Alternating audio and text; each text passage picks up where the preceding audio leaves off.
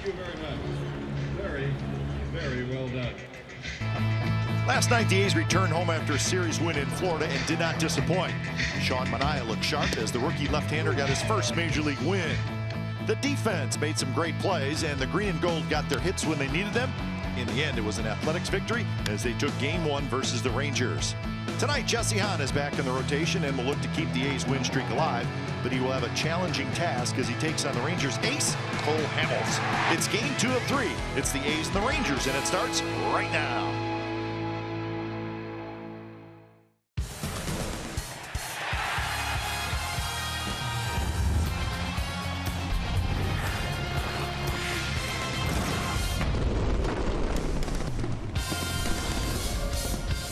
It is a warm night at the Coliseum, and the A's are looking for their third straight win. Cole Hamels will take them on for the Texas Rangers, and the tall right-hander Jesse Hahn will pitch for the Athletics. It's Game 2 of the 3-game series. It's the A's hosting the Rangers, and you'll see it right here on CSN California. Hi again, everybody, and welcome to Oakland A's Baseball. Along with Ray Fossey, I'm Glenn Kuiper. Jesse Hahn back in the big leagues. He'll make his third start. Ray, what we're all hoping for is for Jesse Hahn to pitch well and just stay in the big leagues the whole year and kind of make that next step as a big league pitcher. Fastball and a sinking fastball. He has a mid-90s fastball, also a great sinker. He pitched well here at the Coliseum, on the road in Baltimore.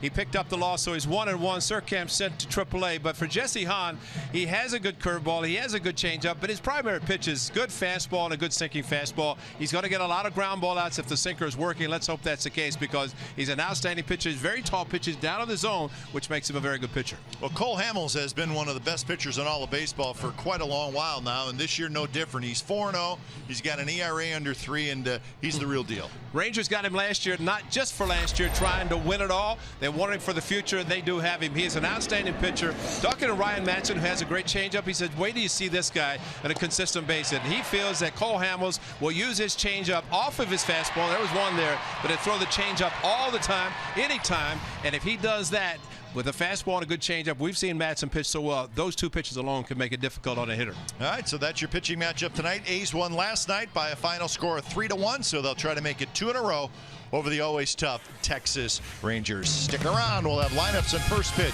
from the Coliseum when we come back.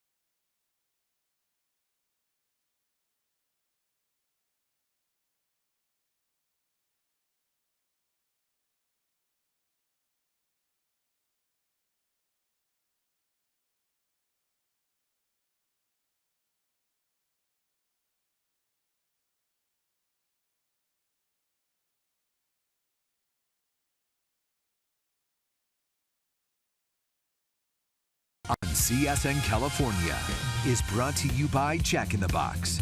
Taste the Baconlicious Sourdough Bacon Ranch Combo, only at Jack in the Box. And by Toyota, the full-line automaker with the longest-lasting vehicles in America. Toyota, let's go places. So Josh Reddick will do the honors tonight, taking the lineup card out, as it is game 2 of this 3-game series. Good win last night for the Athletics. Just a nice, clean game. Good pitching, good defense, couple of timely hits.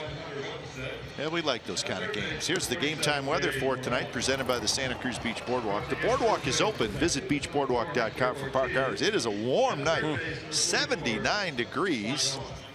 And tomorrow is a day game, and it's supposed to be warm again tomorrow. So we do not have a lot of these nights here where the temperature is well above 75 degrees at first pitch. So very warm and very comfortable. Lineup tonight for the visiting Texas Rangers. Rougned Odor is at second base. Ian Desmond is in center field. And Nomar Mazar, the fine young rookie, in right. Beltre back at third. Prince Fielder back in the lineup. He's the DH. Mitch Moreland at first. Ryan Rua in left. Bobby Wilson will catch. And Hanser Alberto is the shortstop. And you're mentioning a lot of left-handed hitters. That's because Eric Surkamp is not starting. Instead, it's Jesse Hahn, the right-hander. So Jeff Bannister able to put in a lot of his left-handers. Left-handed hitters, that is, Moreland and Fielder in particular. Not that they wouldn't have played anyway tonight, but Jesse Hahn, his third start, one here, one in Baltimore. He's happy to be back in the big leagues, and let's hope he continues to pitch as well as he has, especially the start here that he made on the 30th of April. First pitch of the ball game, Jesse Hahn, and he pumps a strike on the outside corner, and we are underway. 7:07 first pitch. 7:07. Odor, 278 with 7 home runs and 21 RBIs. A's kept him quiet last night, which is maybe the main reason why they kept the Rangers offense quiet. Odor, he is their go-to guy, get things rolling. 7 home runs and 21 RBIs. Sean Manaea did a great job last night, especially using his changeup. That was a changeup on the 1-1 pitch. That is Sean Manaea. We remember him with a lot of hair, but he cut off the hair and didn't cut off his power because he won his first major league game last night. 2-2 now to Odor.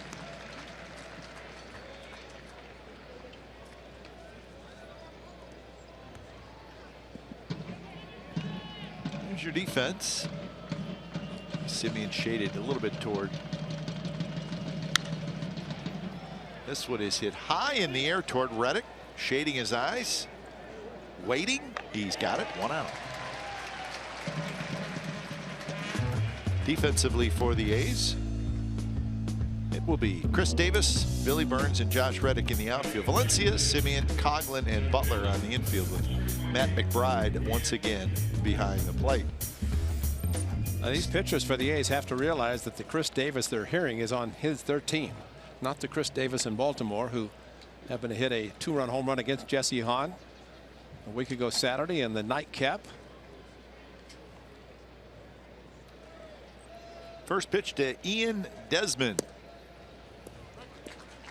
In their first strike at 96 miles an hour. Scott Berry will call balls and strikes. The crew chief Jerry Lane is down at first. Desmond at 264 with 5 home runs and 23 RBIs. A little flare, and it's going to fall. So Desmond has a 1-out single. Time now for the Nissan keys of the game. Jesse Hahn, welcome back, because he's pitched well, and good news for him that he's healthy. Right arm, no elbow problems, just a forearm strain, and he got through that last winter. And keep the home streak going, because that's what the A's need to do. And Camp, I agree with you, back to 500 not only is a record for the team in the season, but also at home, getting back to the 500 mark. And they put themselves in a little bit of a hole to start the season, especially here at the Coliseum, and trying to get back. Here's Nomar Mazara. First pitch is in for a strike. Mazara at 303 with 4 home runs and 12 RBIs. He was 0 for 4 last night. Our first look at this much talked about youngster.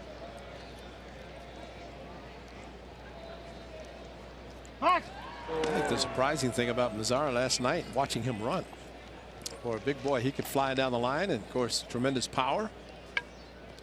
Like to see him keep that power. The A's will see the Rangers 18 more times counting tonight. They're going to have a chance to see this young man as they do Felix Hernandez in the Western Division for a long time. Mike Trout with the Angels and Rare with the Astros. A lot of good young players in the Western Division.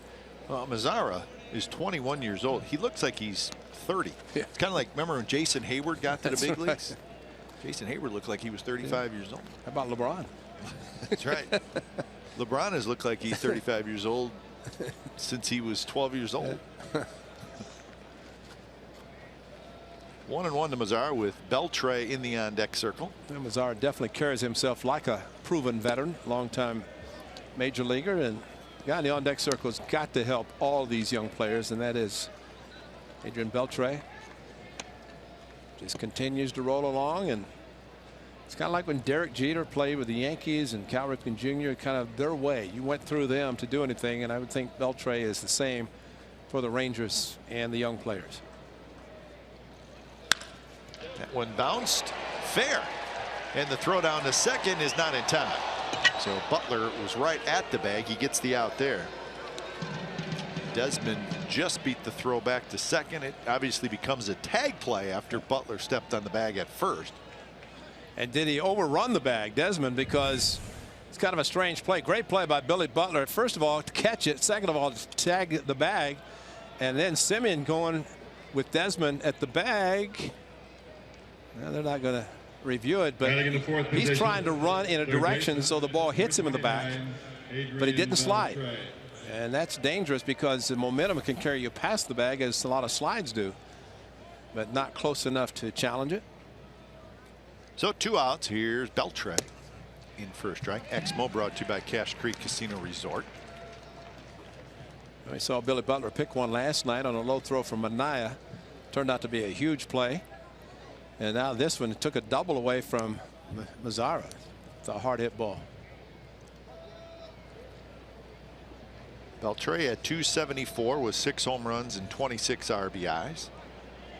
He was the DH last night, back at third base tonight, and he was 1 for 4. He scored the only run for the Rangers last night. Rangers had a run on 4 hits, and that's it last night. They had a couple of walks, 3 singles and a double. That was the extent of their offense. Good job by the A's pitching staff to slow down a good Rangers lineup. Simeon backhands, straightens up, throw across the diamond. Got him. Wow, what a play. And a run scores if he's safe. What a play by Marcus Simeon. So Simeon goes in the hole, throws out Beltre, and saves a run. Worth another look. No score after half an inning.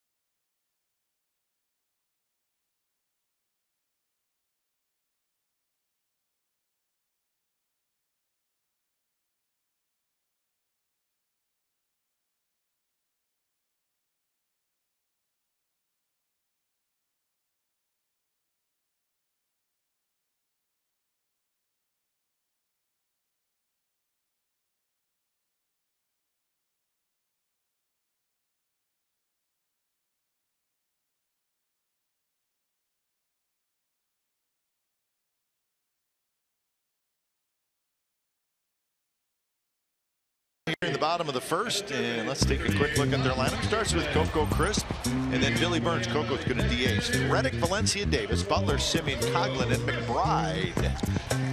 And Cole Hamels, who started once against the A's last year, of course, acquired by the Rangers during the season to help them down the stretch and for the future. And what a start he has had in this 2016 season. 4-0 with a sub-3 earned run average, and fastball, location, changeup, great. Also feature a cutter and a curveball, but really a two-pitch pitcher, and he can thrive with those two, the fastball and changeup. He's the whole package, as we like to say. Yes, he is. Hey, he was able to get his number 35 when he came to the Rangers, too. That's, you know. So 2-0 to Coco Crisp, who's the DH tonight. Hit hard right at Hanser Alberto, the shortstop tonight. So 1 out. Rangers defense, Rua, Desmond Mazzara in the outfield. Beltre, Alberto, Odor, Moreland on the infield. Bobby Wilson again is your catcher.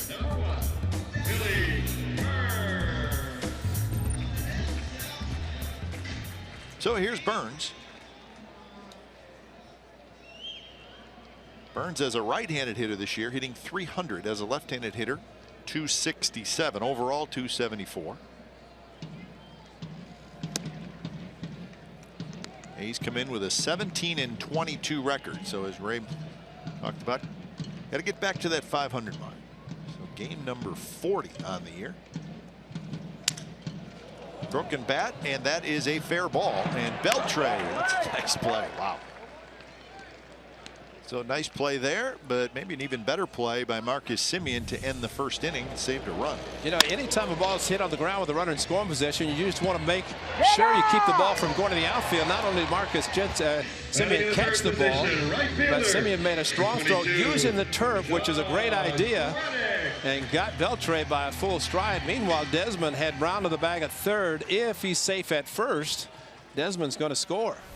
But Desmond also was watching Semien as he made the play, and once he saw him throw, he just kept running. Saved a run. The great play by Marcus Semien. 2-0 to Reddick. Reddick at .316 with 4 homers, 17 RBIs. Reddick was 1 for 3, scored a run last night. Here's a strike. 93 miles an hour from Hamels. As Ray said, fastball change, and you know, flip a slider in there once in a while, but he throws pretty hard. Thinking of the great Jamie Moyer, who left-handed, did not throw as hard as Cole Hamels, but there were a lot of times managers would put lefties in against him. But he decided, okay, I'll throw the changeup anyway to the outside part of the plate. Because typically with a right-hander, changeup from the lefty pitcher will be outside, moving away from him. Cole Hamels seeing the lefty in Reddick tonight. Also has Coughlin a little bit later. That one's hit well left field. Rua's hustling back near the wall, and he makes a nice catch. So some good defense in the first inning by both teams. No score after 1.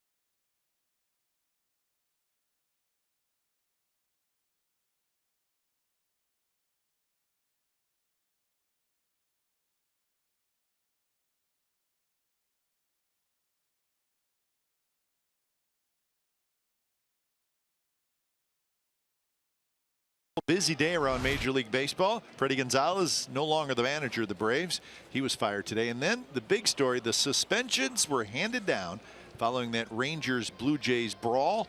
And there's the list. You see the Rangers, Odor 8 games. Elvis Andrus 1 game, and Elvis Andrus is serving that suspension tonight. That is why he is not only not in the lineup, he's not anywhere to be found. Rougned Odor, the 8 games, he is appealing. Now, will he continue his appeal? That remains to be seen. Burns cannot get there, and he'll drop for a hit. So Prince Fielder has a leadoff single.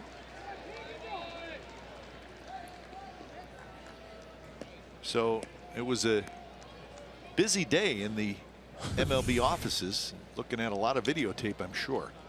Well, up a little bit to Prince Fielder, and he goes opposite field. They're shading him over right center, but Prince Fielder has shown, especially his home park, which is deeper in left center, he's got power that direction.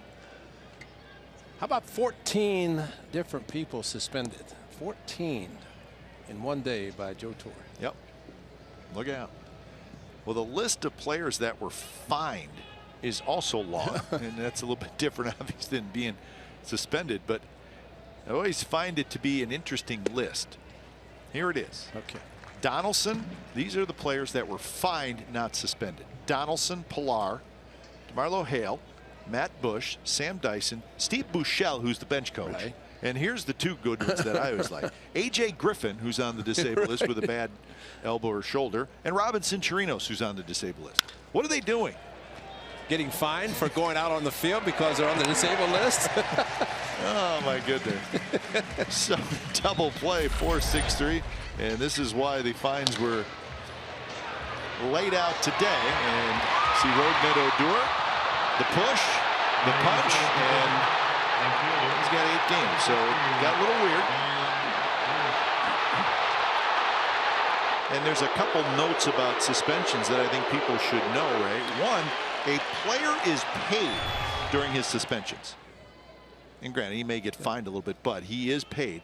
And 2, tonight's an instance where Elvis Andrus is serving his suspension tonight. So the Rangers, you have to play a man short. Right. And not a big deal tonight, but when Rougned Odor decides to serve his suspension, however long it is, if it is 8 games, the Rangers will play a man short for 8 games. Valencia scoops it up. Valencia across the first side, retired. So the double play helps Jesse Hahn. And we're going to the bottom of the second, no score.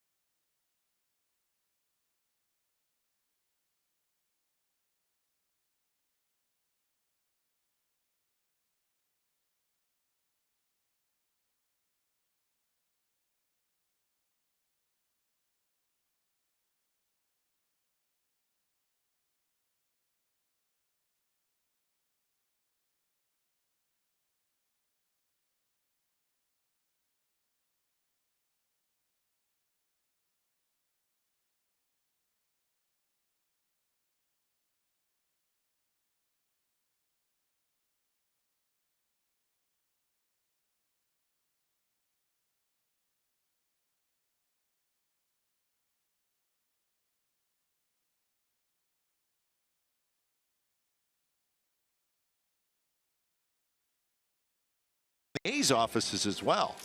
Jesse Hahn brought up, obviously. Eric Surkamp option to AAA. Josh Phegley placed on the disabled list. Max Muncy is also here. He was called up. And then the last note, Ray, Mark Canha says, I'm having surgery, folks. Yeah. And it's going to happen soon. In fact, they say Tuesday. Yeah. And it's season ending for him for sure. And there's Canha to the right, Muncy to the left. And Mark Canha last night was waiting on the second opinion to come in. It came in, and today got the news that going to have surgery, which sometimes you can treat an injury, maybe.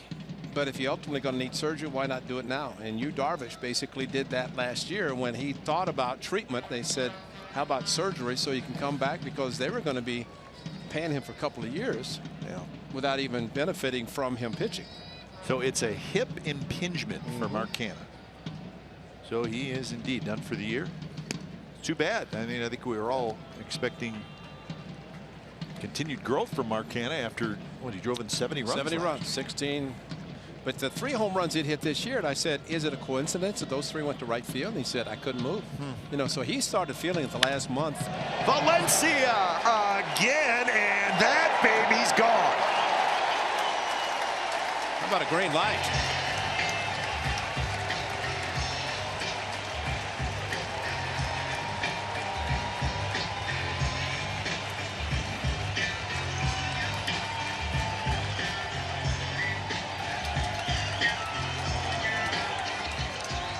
.30 fastball.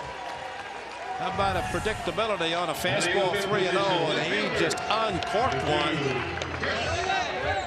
He did it on Friday with 2, 3 on Sunday, 1 today.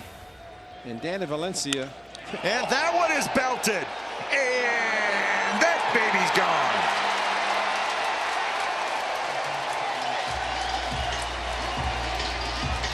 And that was a curveball.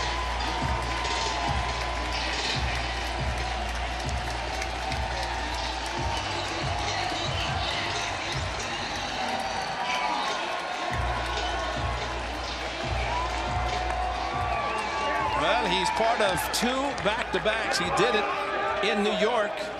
Chris followed him, so he follows Valencia tonight. And there's Michael Zagaris, of course, with a photograph, but a fastball on 3-0 and a curveball first pitch. And the A's lead it 2-0. You know Z-Man's going to be there. Yeah, there's like 7 of him. As Cole Hamels said, enough of that stuff. Let's go to more change-ups and time to get serious here. So a couple of loud home runs. I always like that. No, the first guy no more gets through the tunnel and puts his bat away in the helmet. Then all of a sudden they're looking up, and here comes another one. That's how quickly Chris Davis left the yard. Well, Cole Hamels has now given up 8 home runs in 43 innings, so that's a lot, even though he's pitching extremely well. And that's a shot right center for a hit. So 3 straight well-struck balls against Cole Hamels. They saw Valencia on the 3-0, and here comes a curveball, and Chris Davis just, you know, we talk about a warm evening. These two have not needed any help to get out of the yard tonight. That ball up in the seats. Nice play by the gentleman in the A's shirt. So the strong man, Chris Davis, follows Danny Valencia. And Danny on the 3-0 fastball just absolutely crushed it. You know, if he's taking it, that front foot doesn't lift. He keeps it down and he takes it, but he didn't take it, and it left, and it was long gone. So here's Marcus Semien. First pitch is a fastball away at 92 miles an hour. Semien 220. 10 home runs, 18 RBIs.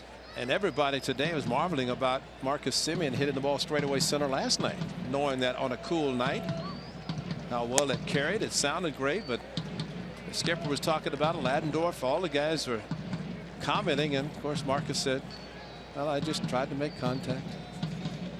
And he did. Good swing straightaway center. Toward right field, Mazzara is there, and he's got it. Luke Jackson last night, and it was a big one. The A's up 2-1. This made it 3-1, and straightaway center field. You just do not see a lot hit that direction at nighttime when it's cooler. Much cooler last night than it is tonight. But Marcus Semien, his 10th Chris Davis hit his 9th. So those two just back and forth.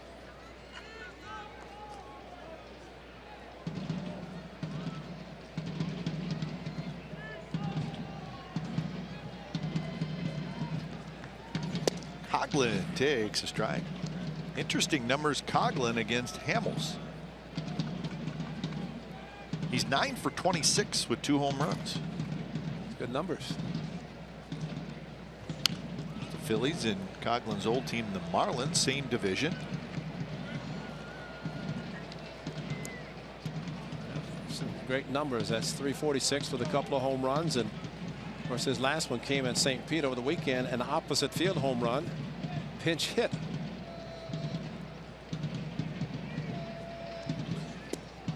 Pitch down and away. Hamels' last start was against the White Sox at home.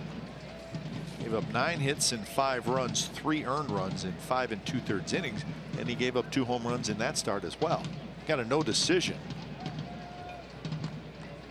The Rangers won the game 6-5.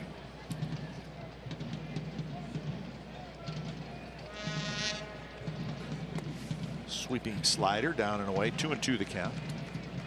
I think a lot can be said. Last year when Hamels faced the A's the one time, he had 13 ground ball outs, and so he is a ground ball pitcher just like Jesse Hahn, and he had a couple in the first inning, but every ball hit this inning, all 4 have been in the air. 2 left the park. There's a high fastball, and Coughlin swings and misses. First strikeout for Cole Hamels.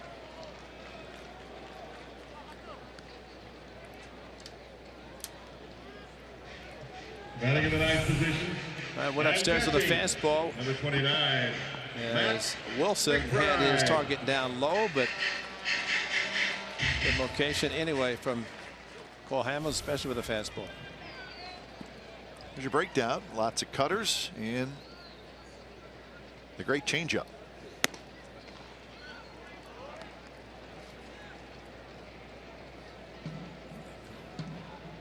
If you can go fastball, cutter, change, you can win in this league.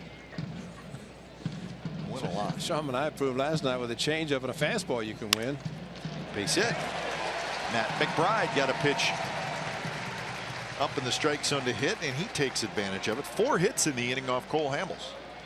Well, as pitchers have shown, you elevate pitches to major league hitters, you're going to get hurt. And Bobby Wilson inside of the target. That cutter slider just stayed right in the middle of the plate. And Matt McBride, who caught last night, Sean Manaea's first victory, a good job catching last night. And with Fegley going on the disabled list, although he's 10 days into really go retroactive, I think, to that point, so he will not have to spend a lot of time away. Start his rehab pretty soon. Said his knee's okay, but Matt McBride filling in nicely.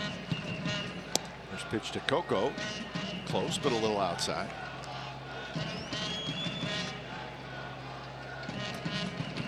Coco grounded out to short his first at bat.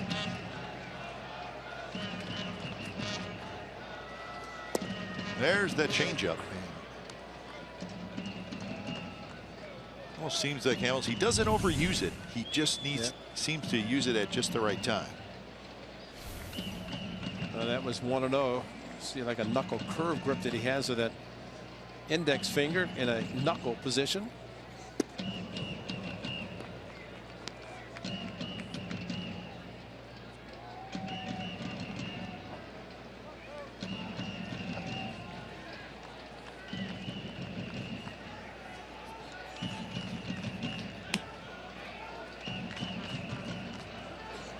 There it is again. Yeah. It's almost like he wants to throw a pitch out of the strike zone, get it in hitter's count with a fastball and pull the string, which he does perfectly. And we may see him go to it a lot more. So 2-2. Butler at second, McBride at first. Threw it again. Coco maybe looking for it, just reached out to foul it off.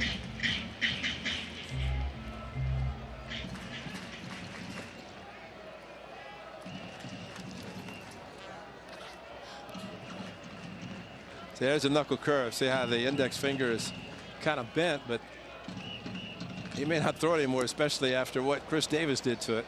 So he gets the strikeout, but the A's do some damage. The long ball. Danny Valencia, just another long home run for him. Followed up by Chris Davis. So the A's go back-to-back and lead 2-0 after 2.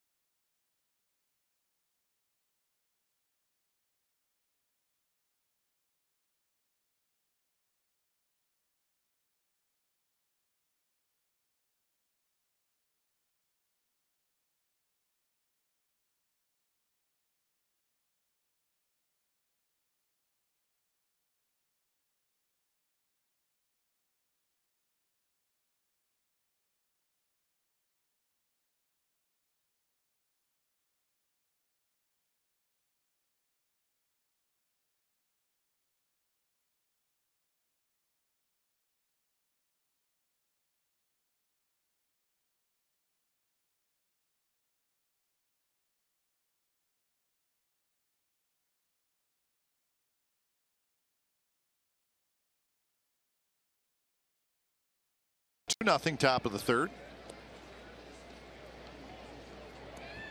Danny Valencia must be saying, this is kind of fun right now. Oh, yeah.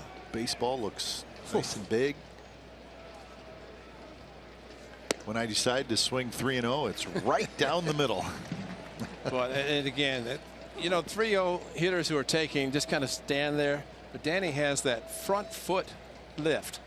Gets the foot down, and when he gets it down and connects, it's gone, as that one did, and 5 over the weekend.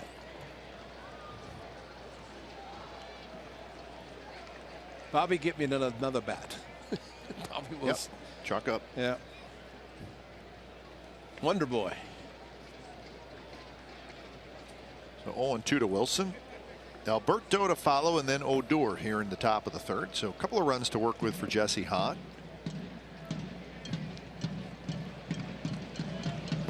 That big curve. It's a pitch Hahn threw quite a bit last year, at least at the beginning. They're not throwing it quite as much this year. Well, he's throwing his fastball 95, 97 plus the sink. He's got 5 ground ball outs in the first 2 innings already. There it is again. This one stays inside to Wilson. I guess you could say, starting the at bat 0-2 against Wilson, that he has a couple of pitches he can try to start throwing the curveball to get it working, and the 2 missed, and see what he does. 2-2 over through it.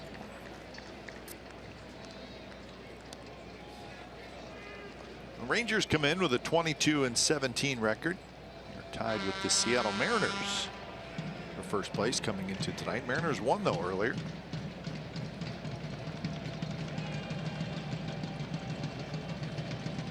3-2 pitch is tapped foul. Rangers are 8-10 on the road.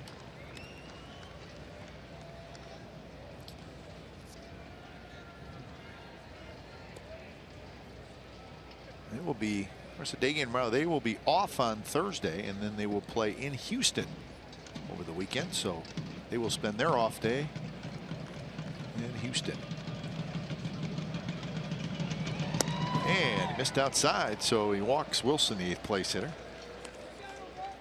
Major League Baseball celebrates all forms of youth baseball and softball, from organized league games to simply playing catch. Come out to the Coliseum May the 28th and 29th for MLB's inaugural Play Ball Weekend, proudly supported by Chevrolet and skies. On Sunday, May the 29th, 10,000 fans receive bat and ball sets. Get your tickets today at athletics.com/tickets.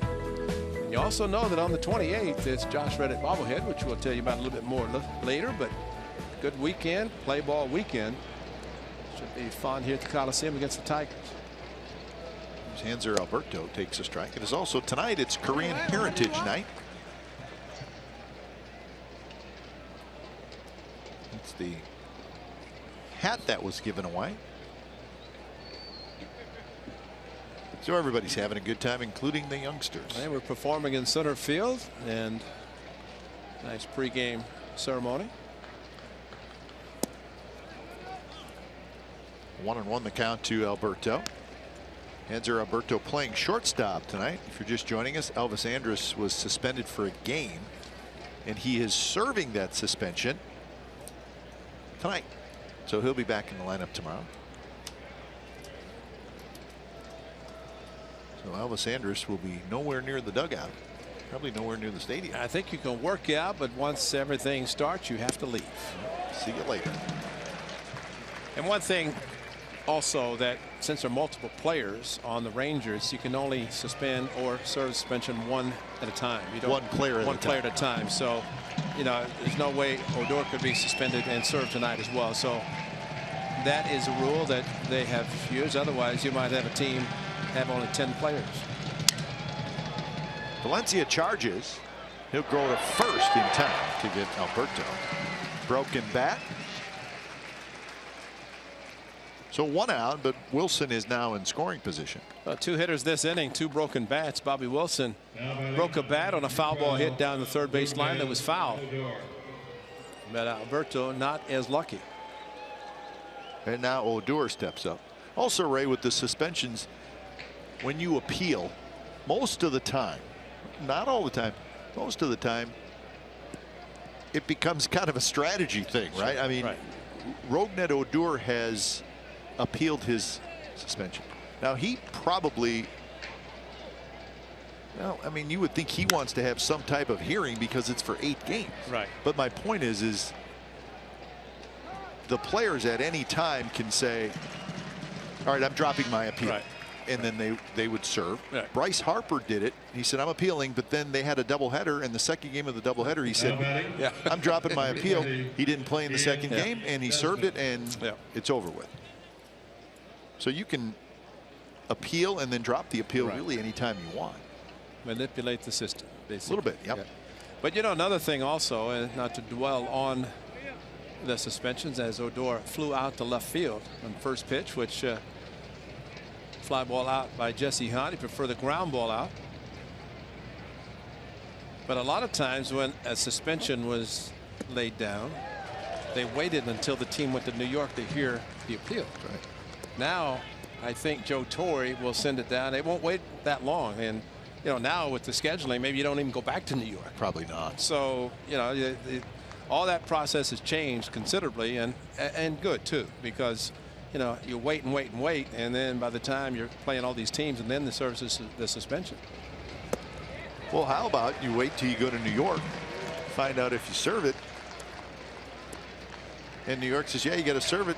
Well, it becomes an advantage for the Mets and the Yankees. That's exactly right. I mean, it may sound a little trite, but it's true. Absolutely. That's why it's no longer in effect. So it's the Yankees and Mets loved it. That's right. Back-to-back great curveballs to Desmond, and Jesse Hahn threw 2 to Bobby Wilson out of the striking zone, walked him, and now hit 0-2 to Desmond with curveballs. Throws it again. Nice block by McBride. Desmond had a bloop single in the first. McBride back-to-back games behind the plate and got the catcher's mitt down. Turned a little bit to the side, though. That's a little dangerous with the ball maybe coming off the chest protector instead of squaring himself to the ball coming in the dirt.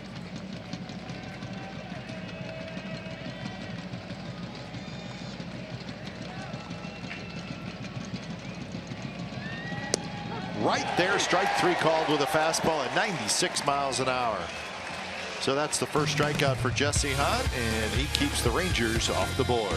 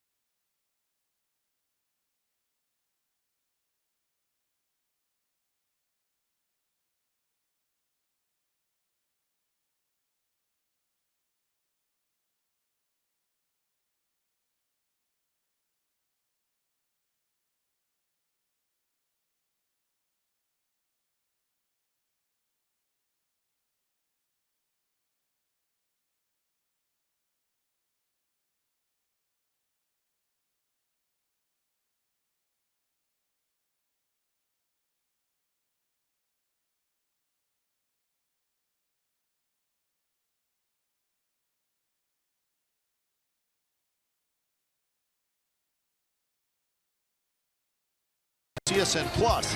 CSN Plus can be found on Comcast channels 105 and in high def at 780, DirecTV 698-1 and AT&T 768 and 1768 is high def. If you can't find CSN Plus, log on to csncalifornia.com or call your local cable provider. Nice job by the Sharks tonight. They win 4-0. Kira's a Sharks fan all the way. So that series is now tied a game apiece. Game 3 will be Thursday in San Jose. So Sharks needed a big win tonight. They got it 4-0 final. Well, the other team in the playoff needs a big win tomorrow night, right? Oh boy, do they ever. Berto charges, scoops, and quick throw. Nice play.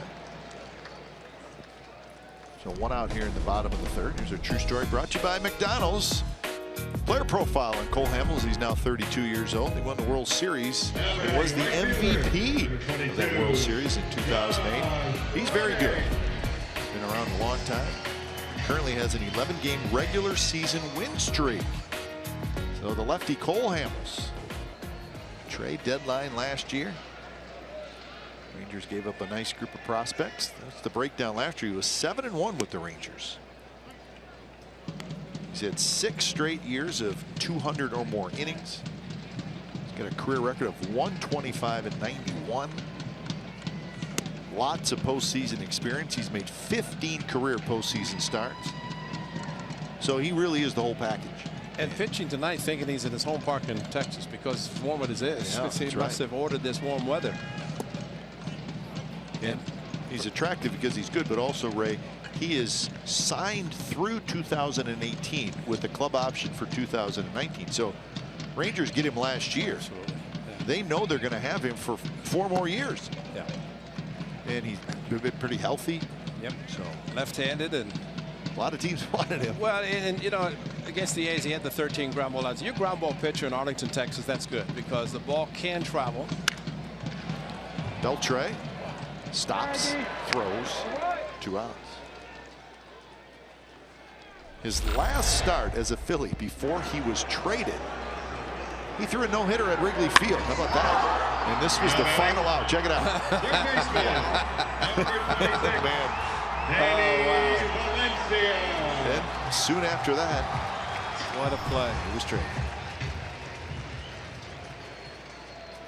He's from California, from San Diego.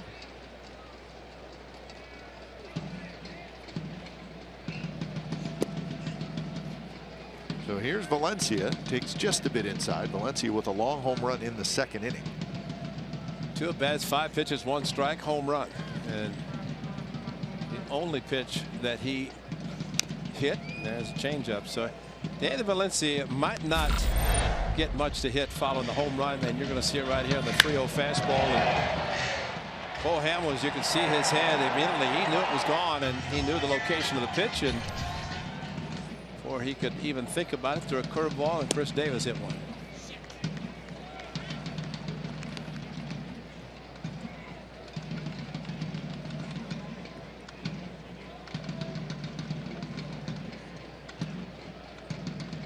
So 2-1. Valencia ahead in the count.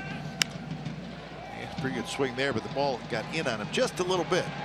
Odor gets back there, side retired. So Hamels has a 3-up, 3-down inning. And we're through 3. It's the A's 2, the Rangers nothing.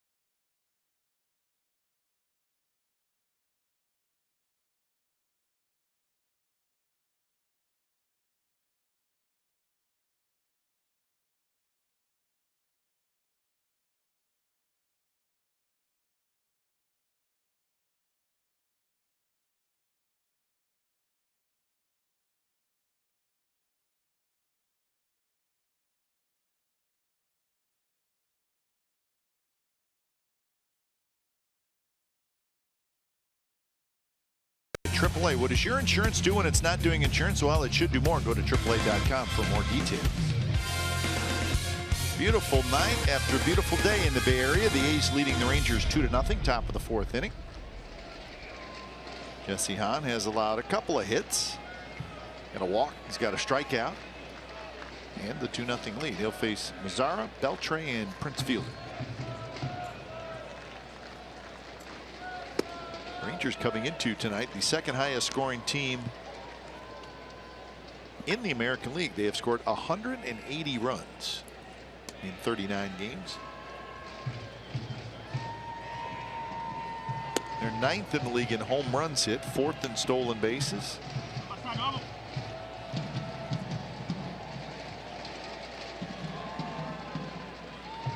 Runners in scoring position, that's where they have excelled this year. Have the best batting average in the American League in that category. That one is belted to center. Burns is going back. Forget about that one. It's gone. Nomar Mazara hits his 5th home run, and the Rangers are on the board. It's 2-1.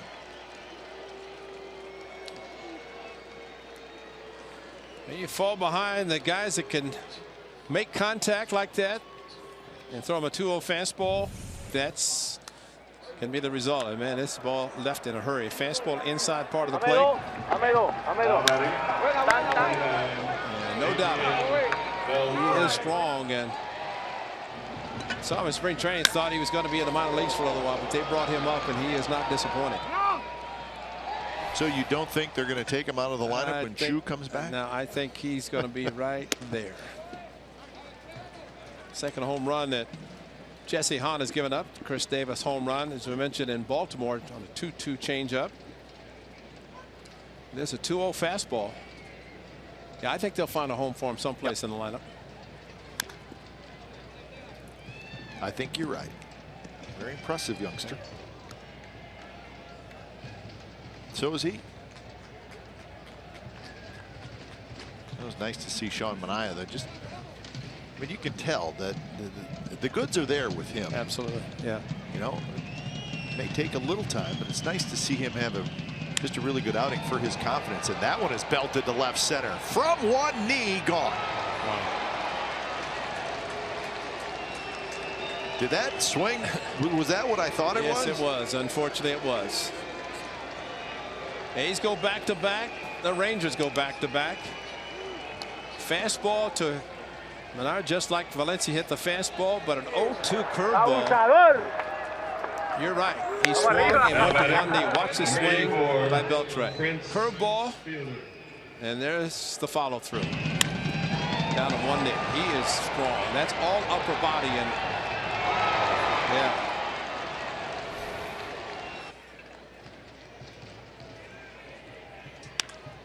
That one's hit hard, and that's a base hit by Prince Fielder. Just what the A's did in their scoring innings. So career home run number 420 for Adrian Beltre. Closing in on Billy Williams and Mike Piazza. Now batting, number 18, Mitch 49th on the all-time home run list. Jesse Hahn has tried every pitch in the last 3 batters. Fastball, hit for home run, curveball 0-2, home run, and changeup. Prince Fielder back up the middle. So new game, man. It's just thinking about Cole Hamels probably saying, I'm not going to give up any more. Just score some runs, and he scored 8 for him in the game last year. A game in which he pitched against the A's the one time. Another hit. And that one kicks away from Burns, and Prince Fielder sees that, and then he's going to go to third.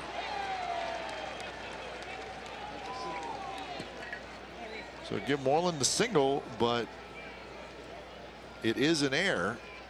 Prince Fielder was stopped at second, and then the ball kicked away from Burns. So just like that, it's first and third, still nobody out.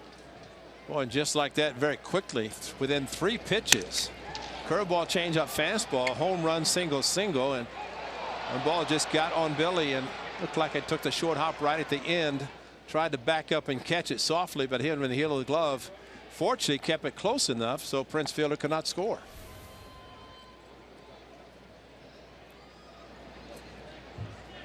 So the hitter is Ryan Rua. Now batting. Air number 29 by the A's, most in the American League.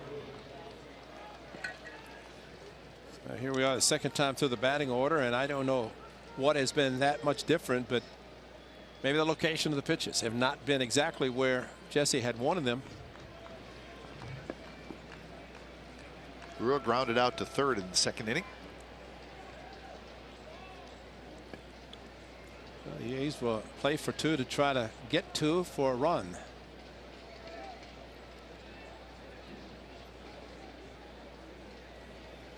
First pitch is in for a strike. You know, when something like this happens, you automatically think, is he tipping his pitches? Is he doing something for them to have the swings they're having? But then you also look at location of some of the pitches, and then got to forget about that. But just surprising that he could do so well for 3 innings, then all of a sudden this 4th inning, 4 batters, 4 hits. Tap slowly towards short. Out at second, and that's a double play. Run comes in to score.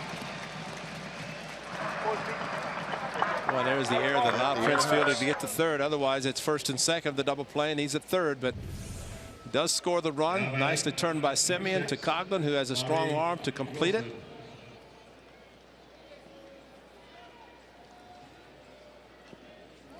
So maybe Jesse learning something in this inning, gets a ground ball when he needed it to get a double play. First pitch to Bobby Wilson, fouled off his foot. So the bases are now clear, but 3 runs in for Texas.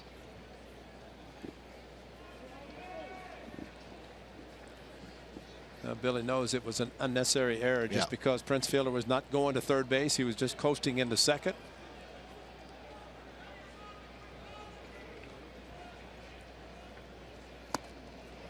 Wilson chases that high fastball. See, there's the thing. He figured it's a fastball, and he was trying to expand. There's where you start thinking, do they know something? And again, probably don't. But it's almost like the hitter thinks and knows a fastball is coming. He's going to swing at it regardless of where it is. And another high fastball, and Wilson shoots it to right field for a hit. So that is 5 hits in this inning. And here's Hanser Alberto. Well, they won it up, and that's where he threw it. And Bobby Wilson, the pitch down the middle, above the letters on his uniform, but still able to find the right field gap, or the hole in right field, for a base hit. So, Ray, we're not saying that that's necessarily what's happening with Jesse Hahn, that he's tipping his pitches. Possibility, but my question to you, and I want you to answer this because I want to know how does the information get passed in the dugout? We'll continue the conversation when we come back. Curious.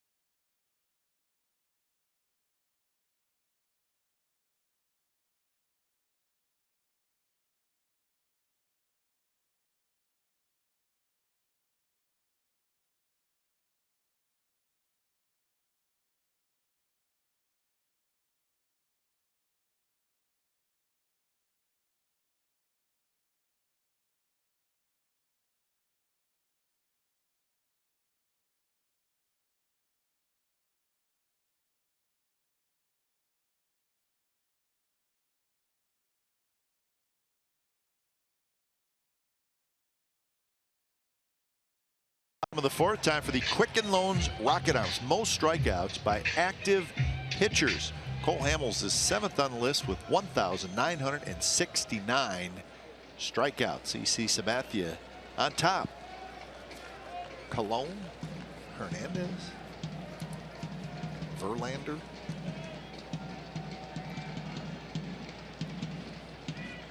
Cole Hamels is going to pitch for a while. Facing Davis, Butler, and Simeon. If he has that consecutive streak during regular season, giving up 2 runs, he probably with this offense feels that that's okay because he now has a lead of 3-2. Yeah, your concern when you're facing a guy like Hamels is you get to him a little bit early, but if he gets the lead back, a lot of times you see him settle in. Well, that was a changeup outside corner to Chris Davis, who had a curveball for a home run. And the 0-2 pitch, a high fastball, and Davis swings and misses.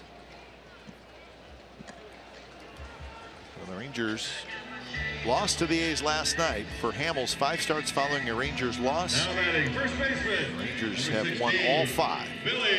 And that's called a stopper. I mean, Yeah, you want a rotation. You want somebody that can stop a losing streak. And if you're looking at one game to prevent it being 2 or more than that, you have, in this case, Cole Hamels, who shuts it down. It's a pretty impressive stat. So you got to answer my question. So somebody in the dugout figures it out. Pitcher is tipping his pitches. Whoever that is, whether it be a coach, a player, how is that information passed on to the rest of the hitters in the dugout? They tell them. They tell them. And I talked on this recent road trip of an individual who had pitches, and he would tell the hitter. So the hitter, once he went to the plate, would watch the key that the pitcher was doing to tip his pitch, and he knew what was coming. So it's not like somebody's like, hey, I got it. He just calmly walk around, and again, we don't know. We're just saying that. I mean, Jesse faced 7 batters through 14 pitches. Yeah. You know, and that's how quickly it turned on him. But does every hitter want to know? They would be stupid. Yeah, you know what I mean? No, they should want to know. Yeah. The one part, that's if somebody knows what is happening, and they go. But I've seen hitters where the runner at second base relaying the sign, and I've known hitters who say, I don't want to know. Yeah, because they don't trust the guy at second. But if something is happening and somebody on the bench notices it, they tell every hitter, and the hitter goes to the plate and he's looking for it. Now, again, an indication with Bobby Wilson, he's a free swinger anyway, but he swung at 2 pitches over his head, especially the one 0-2. And so if you're hitting, and let's say you know a certain pitch is coming, you expand your strike zone. And again, it's pure speculation. Yeah, exactly. You just don't know that, you know, but just generally speaking, because, you know, I talked to somebody and they said they were playing a team. They told the 2 hitters in back-to-back games the pitches that are coming. There's a base hit. Simeon hits it hard to the left side. And those hitters, knowing what was coming, hit home runs. Yeah. You know, so that's where it can help. Now Marcus Simeon, watch his quick swing on a pitch inside. Watch him bring his hands in and drop the head of the bat on and finds the hole between third and short. That's always nice, and the double play possibility. Stephen Vogt liked it. Is he waving at us? Yeah, he's probably. He likes, you know. Yeah.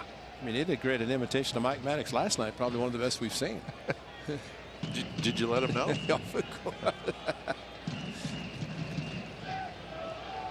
Chance for the A's to tie it. Here's Coughlin, who takes low. I mean, it's Stephen Vogt. If you have not seen his referee act, you should.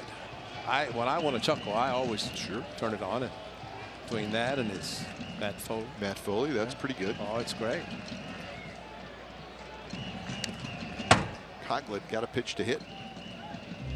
So 1-1 the count. Coughlin struck out, 1 of 3 strikeouts for Cole Hamels so far in the game. He's had 58 pitches.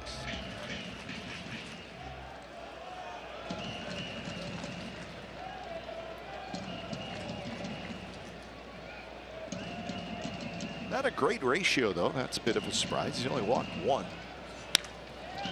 hit hard. Nice play at short. So Alberto to Odor on to Moreland, and that's a 6-4-3 double play.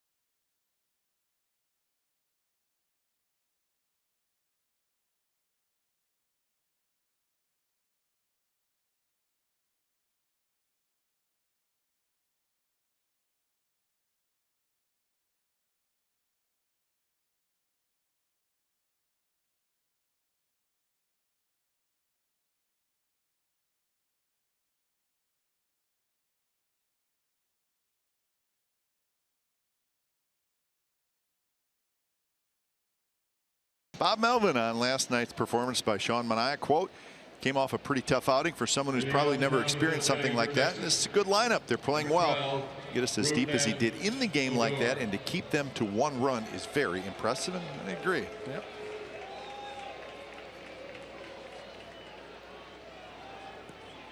Pitch 1, cheer 4. You know, that's pretty good 5 days. Right now cheering for Jesse Hahn to keep it a 1-run game. And he'll face the top of this Rangers order: Odor, Desmond, and Mazzara. Good stuff last night, though, from the big left-hander. He said of his pitches, 27 changeups, 3 sliders, the rest fastballs. And really, as we saw, the fastball located, the changeup in hitters' counts. And that one is belted right center. That's trouble, and it bangs off the wall. Odor will get into second with a stand-up double. That's the first hit in the series for Rougned Odor. And he is very aggressive. He does not walk much, but he can hit. And a changeup that stayed up a little bit in the middle of the plate. Number 20, Ian Desmond. On the Rangers, that's 8 batters in the last 2 innings. Actually, inning plus 1. That's 8 batters, 16 pitches.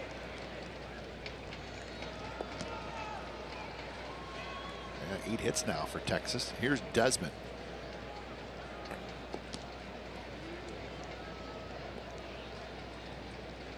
First pitch to Desmond is a little bit low. That's funny, Ray. You look at Odor and you see his on-base percentage, and it's .305, which is not very good. He's only walked 5 times. That's not a lot, but he's got 11 doubles, he's got a triple, and he's got 7 home runs. And I think that makes up for the lower on-base percentage. Coughlin to first. Desmond is out, but over to third is Odor. Yeah, exactly. And in a way he is swinging, and the way we have seen him in his short career, if he gets to a 3-ball count, it's got to be a shot. Yeah, because he will not see that many pitches to even think about it. But I mean, I think if you asked him, hey, let's be a little more patient, I think it would not work for him. No. And he's got a lot of power too. So. Well, I think that prototypical leadoff hitter is out the window anyway. You don't that's see as many anymore, and guys don't take a lot of pitches and try to get on base to set the table. Infield comes in for the A's, trying to keep this a one-run game. Should be a lot of fun with Mazzaro hitting. It's like when Chris Davis comes up and the infield comes in.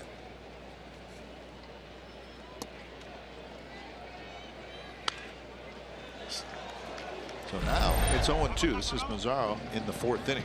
Fastball, trying to get it in, but left quickly.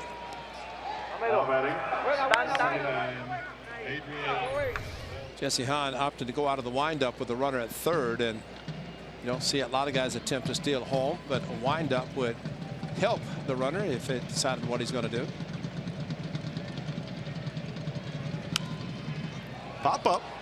Coming over is Valencia in front of the dugout. Valencia slides and he caught it.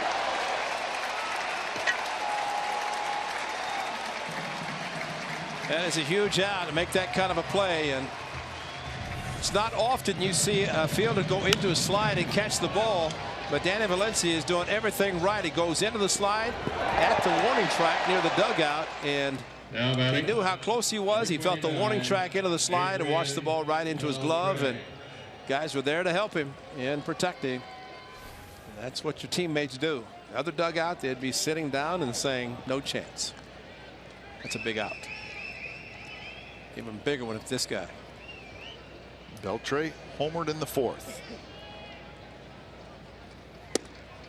I think he was taken all the way, and it's a strike.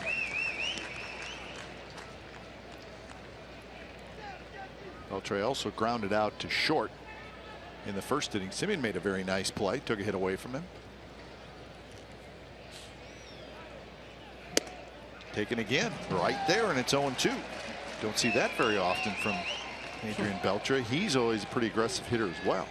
But he had a curveball too. That's what's surprising, because a lot of times a pitcher catcher will not go to the same pitch that you got the hitter out, or the pitch that he hit.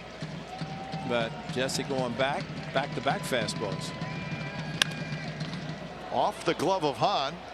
Coughlin has it, throws to first, side retired. So Hahn works his way out of it. Nice play by Valencia, and it's the Rangers 3, the A's 2.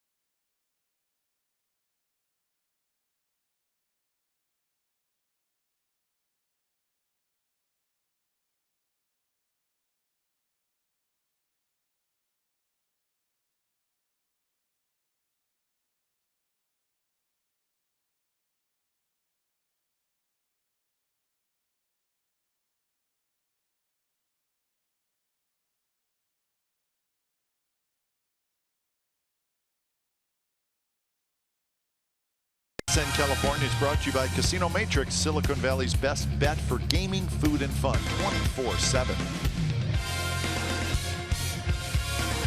Korean Heritage Night, that's part of the pregame ceremonies. Everybody certainly did a beautiful job. Bottom of the 5th with the Rangers leading 3-2. First pitch to Matt McBride is in first strike. Crisp to follow, and then Burns.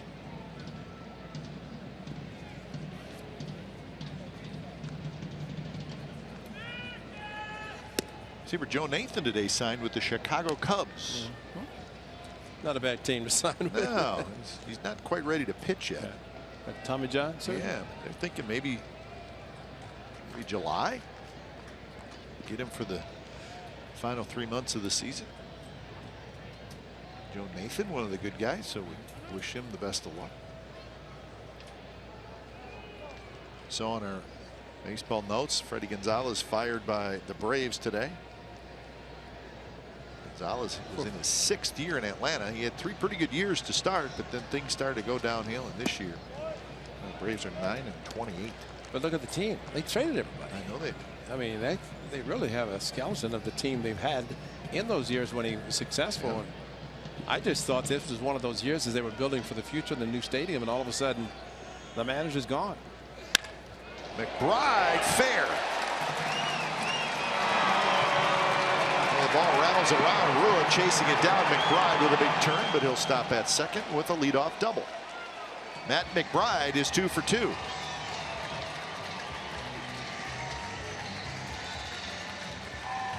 So his first double since September of 2014, and that ball was up. Stephen Vogt talked about Josh Phegley, his battery mate, and saying that he hits left-handers as well as anybody. He may be saying the same thing about Matt McBride. 2-strike pitch turned on it perfectly. You get it over the head of the Gold Glove third baseman. That's close. He didn't catch it down on the corner easily, and who was at first last night as an outfielder playing first base, but difference tonight, almost got by him on the warning track in artificial surface. That ball is rolling forever, but able to get to it quickly and a nice leadoff double. See if the A's can do something with it. Foul straight back. Interesting. Beltre is in on the grass. Yeah.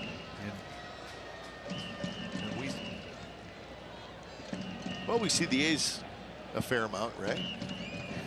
This is not a bunting situation for. I mean, Bob Melvin is just not a guy. He's not going to bunt a whole lot. But Beltre stays in. Coco taps one toward Beltre, and it's fair. And believe it or not, playing in there, it hurt the A's. That's right. Because if he's playing back, the ball trickles foul. Yep. So maybe he knew something we didn't know. MLB.TV Premium, the #1 live streaming sports service, delivers everything you have come to expect and more. Watch every out-of-market game live in HD on over 400 supported devices. Includes a free subscription to @Bat Premium, the #1 app for live baseball. Blackout and other restrictions apply. Visit MLB.TV for details. You know, if that was a bunt, McBride would have gone to third. Exactly. But it was a swing, and he's still at second. 0-1 to Burns, who has grounded to third and grounded to short. Now, corner infielders about even with the bag. And a quick 0-2 to Burns. A couple of good pitches by Hamels.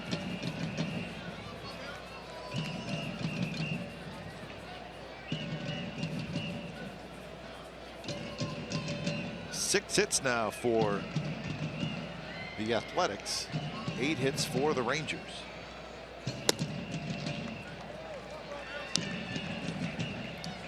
Well, the execution, they playing fundamental baseball. That's always the key for any team. And Tim, when you're facing a tough pitcher as Cole Hamels is in that category, you have to take advantage of every opportunity.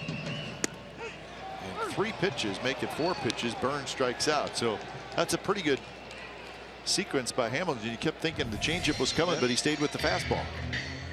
And painted inside after the previous pitch had been up and away. And Billy Burns, who very rarely strikes out,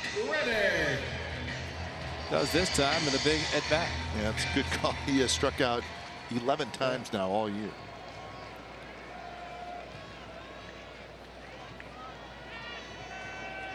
So here's Reddick. He'll try to get McBride home and tie this game up with a 2-out hit. And his last at bat went to Beltre, who's way off the line, so they're playing him kind of a shift, if you will, with Beltre, but he was played perfectly in the last at bat for Reddick.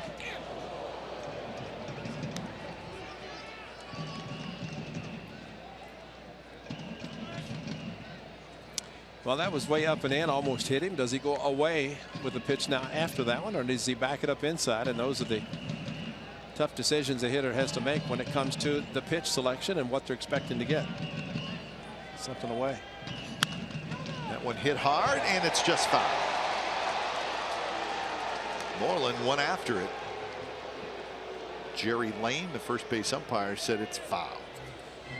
Well, he's looking for it. If it's crossing in the bag, even though Moreland did dive after it. Very close. And very close. And it's just a matter. It can land foul, but if it goes over the bag, any part of the bag.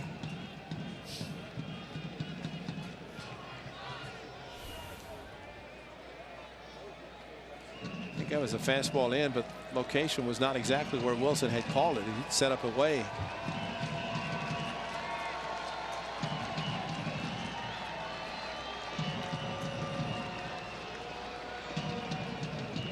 I saw Hamels in this inning actually wipe to his upper body, his chest, which would indicate that he's changed the sign and going to the pitch that he wants.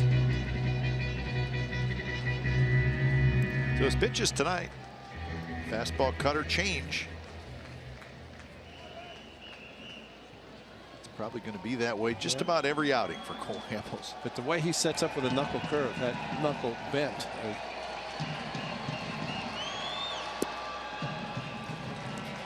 So that pitch right there looks like the cut fastball. Yeah. I hate to think about this, but he may be pitching carefully to Reddick, thinking that he can pitch to the right-hander with better selection of pitches.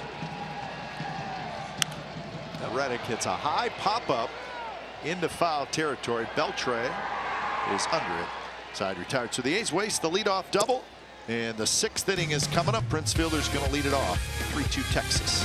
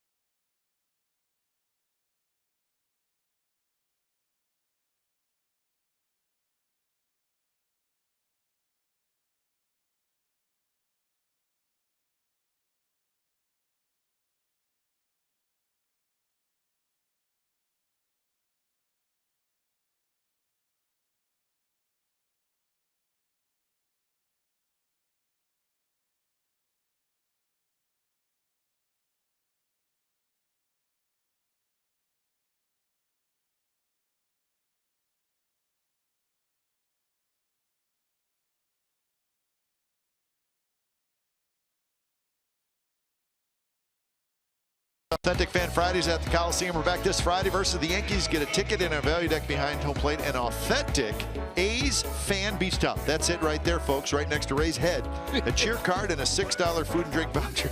All for one great price. The best deal in Bay Area baseball is CSN's Authentic Fan Friday. I didn't mean to say it like that. I said it under Ray's head. I mean, it was right next to you. There it is. It's good looking beach towel. And you know what we also should remind everybody, it's just one more thing to add to your birthday. Thank you, Ray. Authentic Fan Friday. You got everything. The entire world knows that, well, Friday's a good day. And but the beach towel. It's not Friday the 13th either. No, it's not. Valencia juggles. Got time. Prince Fielder running, and he is retired. One out here in the top of the 6th inning. Now batting, number 18, Mitch Moreland.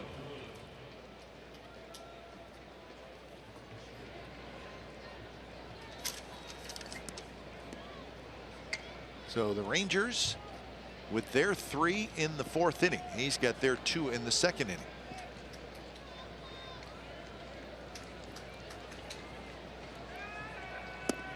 Mitch Moreland takes low. Moreland has hit into a double play, and he has singled.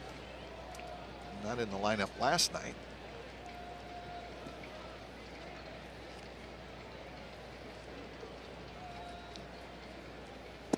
First place Mariners won tonight in Baltimore, 10-0. Wade Miley got the win. Pitched 6 good innings, his 4th win of the year. Orioles had just 2 hits. That's the same Orioles team that we played against. Isn't that amazing? So the 11 ground ball outs for Jesse Hahn, 10 through the first 5-1 in this inning, and he's doing that very well. The 2 that left, and the big inning for the Rangers in the 4th inning. Very happy. Yeah. Take a picture of that authenticated, or in case anybody's looking at us now, we can see if somebody's going to send a message to us. Swing and a miss on the high fastball.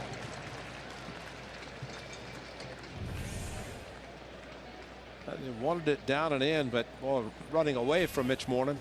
Tremendous power to all fields, and one of the unfortunate things the A's have had to see with this young man is how he is able to use the whole field with his power. Seems to get a little better every year as a hitter. He played hurt last year quite a bit, but played through it and healthy this year. Choking up, something rarely you see in a hitter. And he skies this one toward Valencia, who hustles into foul territory, now settles underneath it. So Moreland's retired. 2 away here in the top of the 6th inning. Now batting, number 16. The Tigers beat the Twins tonight 7-2 in Detroit. A 7-run 7th inning for the Tigers. Tough sledding for the Twins. They are 10-28.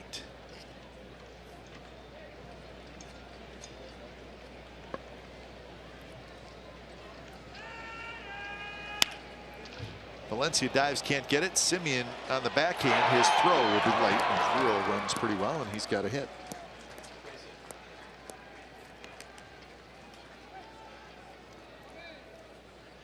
So it'll be a hit, and that's hit number 9. Now batting. Now Marcus Simeon is surprising after Wilson. going deep into the hole again. Raw runs a little bit better, and no chance on this one.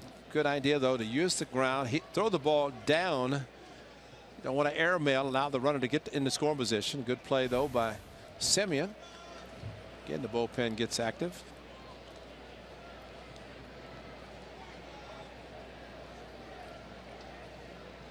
Walk and a single for Bobby Wilson. Fastball away. Indians beat the Reds 13-1. Fernando Rodriguez just now starts to throw.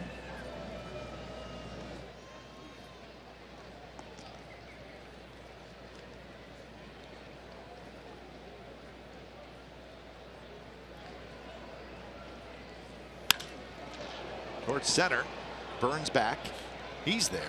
Side retired, a hit and a runner left. Bottom of the 6th coming up. It'll be Valencia, Davis, and Butler. Still the Rangers 3 and the A's 2.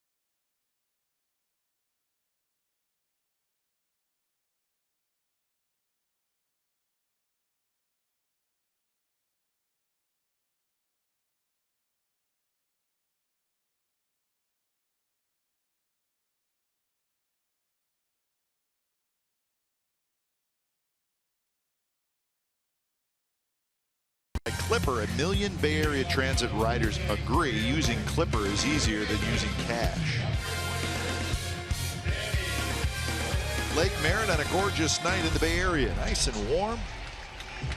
79 degrees here at the Coliseum at first pitch. Shirt sleeve crowd.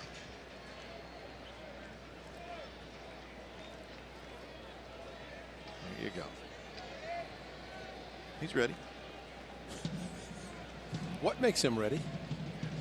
Rusty's Irish Pub. That's what makes him ready. Sounds like you're very familiar with that. You know what? I'm not, but 0-1 to Danny Valencia. Valencia hits one high in the air, shallow right field, where Mazzara hustling in. So Valencia is retired. Has a quick chat with Cole Hamels. Whatever he said put a smile on Hamels' face. Now batting left fielder, number 2. Yeah, he said, I got you one, but you've got me twice.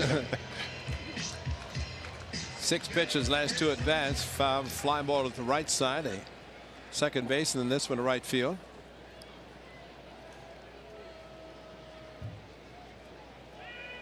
First pitch to Davis is low. Astros and the White Sox are tied 4-4 in the 10th inning in Chicago. There's the line for Hamels. 7 ground ball outs. Got 4 strikeouts. Gave up 4 hits in the 2nd inning. And that one is driven left center. Doesn't have enough. Yes! We're tied at 3. Man, is he strong.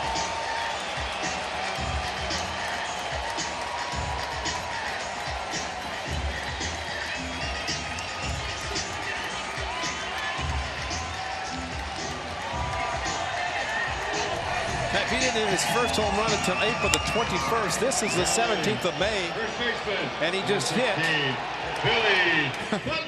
his 10th. Twice this season he's gone home runs in the same game twice. I mean, it's unbelievable. It's left center.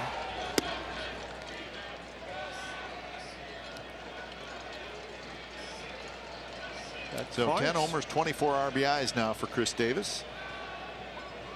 Well, that's a big one. You tie a game. That one is lined left field, but Rua's back there for the out, second out. Well, Chris Davis, after hitting the home run on the curveball, trying to stay away from him, and they did, but he went out far enough to get it, and it just kept traveling and traveling, and that might have been a result of this weather tonight. And I wonder, Ray, and do you think he got all of that one? No. I don't think he did either. No. I think he hit that down off the end of the bat just a little bit. 100%. I agree. Which is a sentiment to how strong he is. That's exactly right. And you think about the 21st of April. In less than a month, he now has 10 home runs. Hit 3 in April. 8 now in this month. Make it 7 in this month with back-to-back or 2 home runs tonight. So Marcus Semien probably is going to hit a home run tonight, because it seems like every time Chris Davis gets close to him or ties him as he has done tonight, Marcus Semien adds to it. Well, Chris Davis hit 27 home runs last year in 121 games.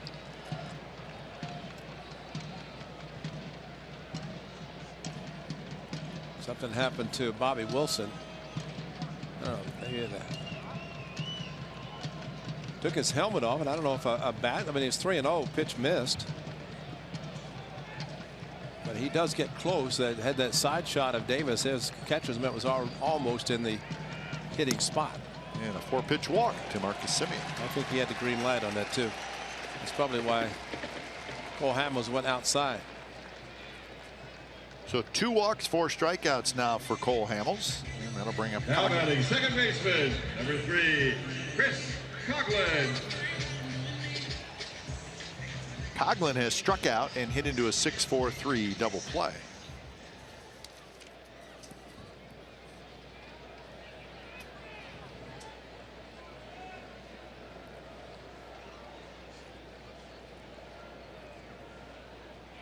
Pitch number 85, and here it is.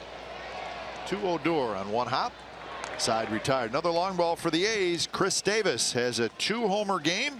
He did it in St. Pete, and he has done it here. So 10 home runs on the year now for Chris Davis, and we got a new ball game as we head to the 7th inning. Butler.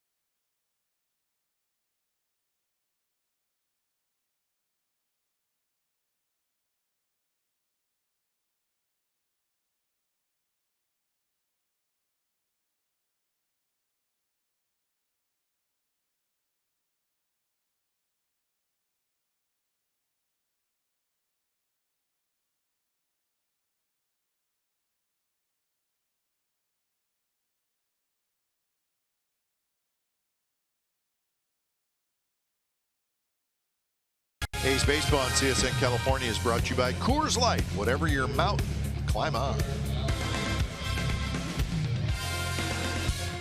So good ball game tonight. It's 3-3 top of the 7th. 3-9-0 for the Rangers. 3-7-1 for the Athletics. Both starting pitchers still in the game. Jesse Hahn had 70 pitches through 6 innings. He'll face Alberto, Odor, and Desmond. First pitch in first strike.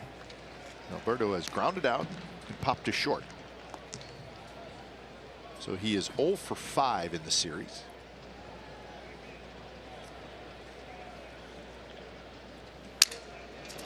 A little pop up right over the head of Valencia, and it's going to be a leadoff single. Well, that's a little frustrating if you're Jesse Hahn. What can you do? And Valencia's playing in, thinking maybe a bunt would be in order, and he breaks his bat and barely made it to the outfield grass. Rougned Odor. Look at all the splinters around home plate, and Valencia was in even with the bag, and that just landed a foot shy of the grass. Can't do anything about it. Got to respect the possibility of a bunt, and got to respect the possibility of Odor, but I don't know if he even knows how to bunt, considering the way he swings hard, which is a credit to him and his power. And he takes a pitch inside. Fly ball to right, fly ball to left, and a double for Odor. So he is 1 for 7 in the series.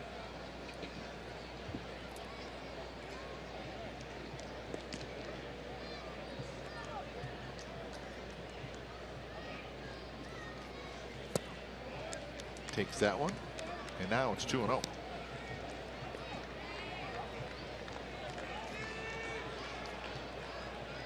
Say you got the big power hitters coming up, but you could probably put Odor in that category. Yeah. Got 7 home runs. Anytime a hitter swings and doesn't get cheated, you're always concerned. Good swing there. Fouls it right back in foul ball alley. And you know, a lot of lead-off hitters in the past would have taken that pitch, and it might have been called a ball. It might have been out of the strike zone, but that's the difference now, and the aggressiveness, and we've seen it from Odor, and again, you can't blame him for that.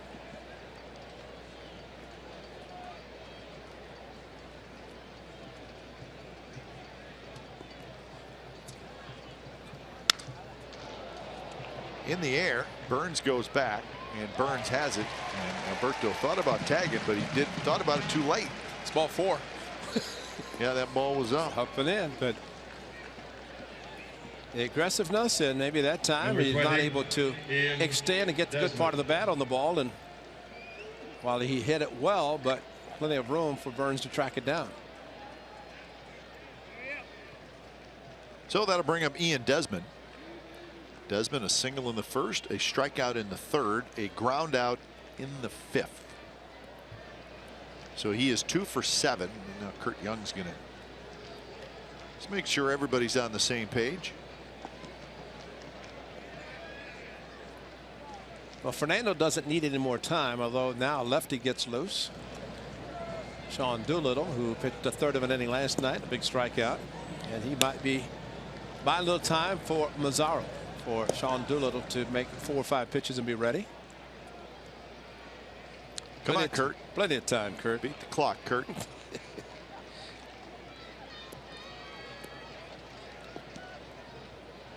So mostly fastballs tonight. How about that, Ray? 82% fastball. Well, and you look at the ground ball outs too, and that's a plus for him.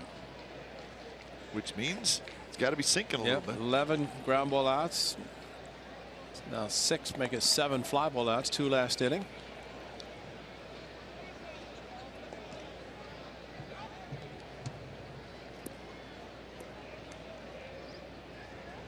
Alberto has not attempted a steal this year.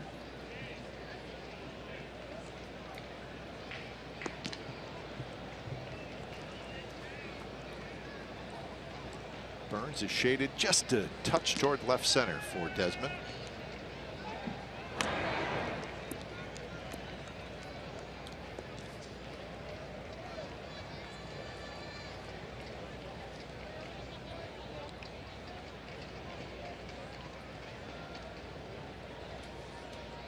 Desmond got off to a slow start with his new team, but that did not last long. He's starting to swing it much better.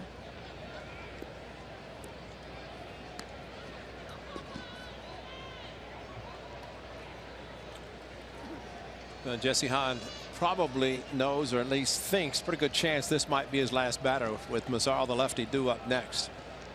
So if you get a ground ball double play, it'd be a great way to finish 7 solid innings. Otherwise, just give it everything you got for the possible last batter. Swing and a miss. A sinker there. Yeah. Wow, it's nasty. Might be one of the better sinkers tonight. Watch this ball take off down and in, almost to the back foot, and Desmond no chance. First pitch outside, second pitch down and in, and great location, great movement.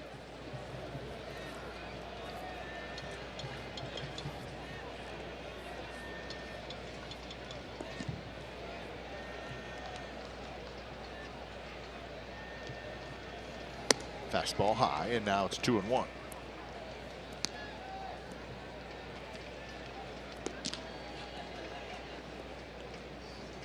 There's your breakdown. Pretty consistent for Jesse Hahn.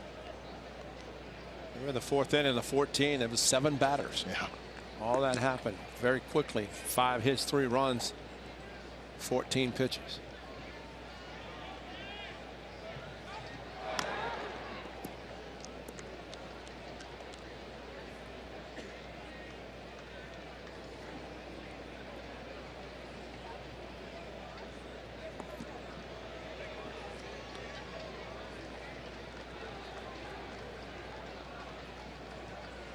See where McBride sets up. Coming in. And a foul ball on kind of a half swing by Desmond. He wanted to check his swing. The pitch would have been well inside. Well, you'd like to stay inside, especially if you want a ground ball. You just hope that if you get the grounder with a sinker in, that it's to the third baseman, not in between third and short. Ziegler with that drop down, always pitched inside with a good sinker, and always concerned about the ground ball shooting through the left side of the infield.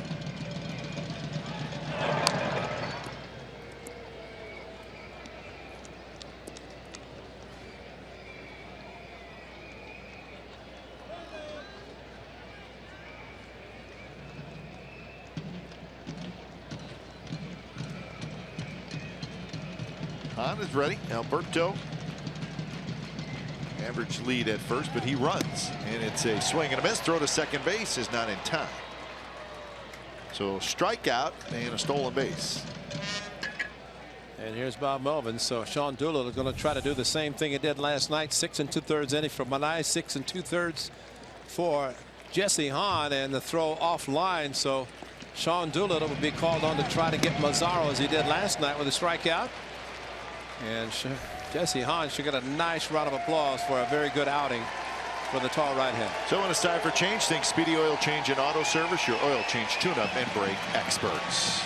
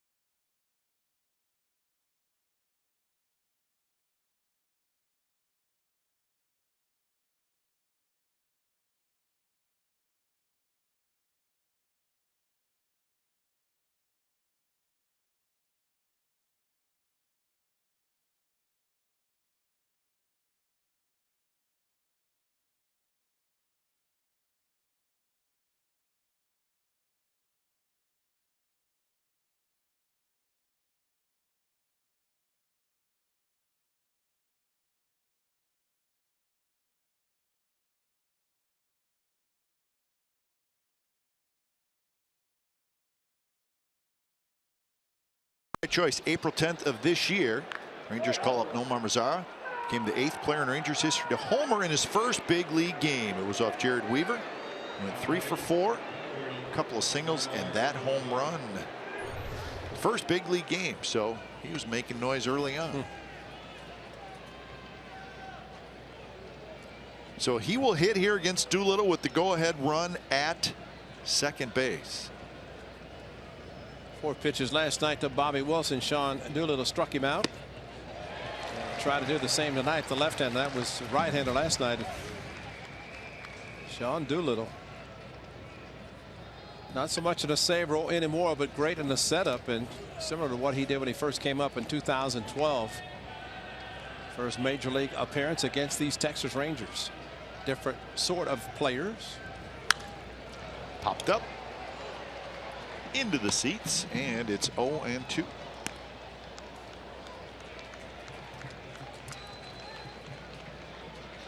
For Jesse Hahn, 6 2/3 innings, 10 hits, 3 runs, and he finished with 81 pitches.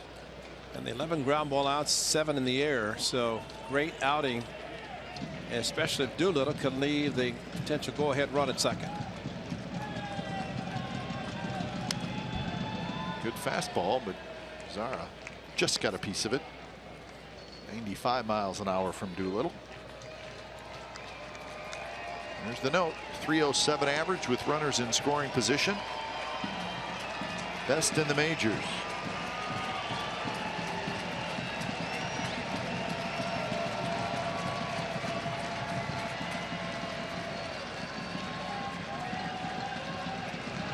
High fastball struck him out. And Mazzara chased.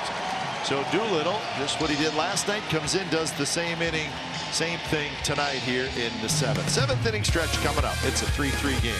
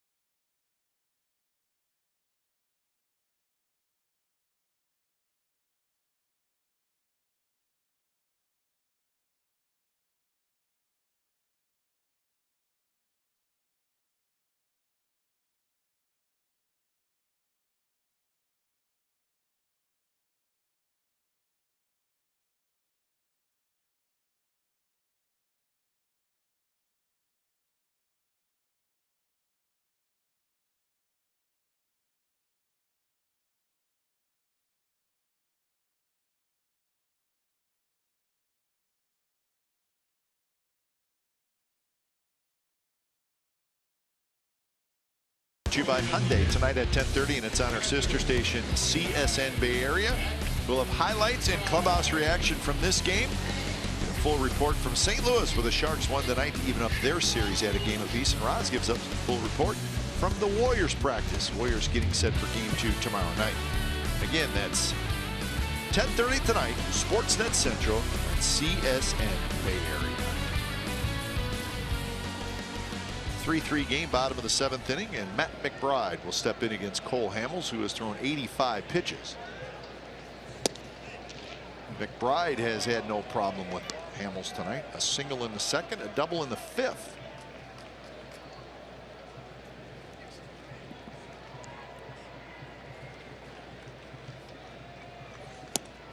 There's the changeup, 84 miles an hour. McBride went after it.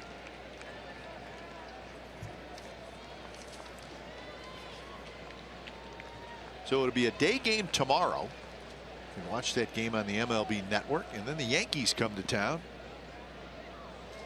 and it'll be a 4-game series. So we'll look forward to that. Thursday night, Friday night, Saturday day, and Sunday day. And the A's will head to Seattle for a 3-game series, then come right back home.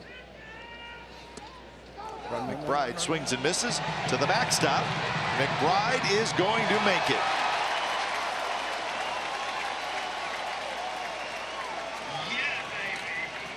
So the A's will take it. Let's go ahead and run.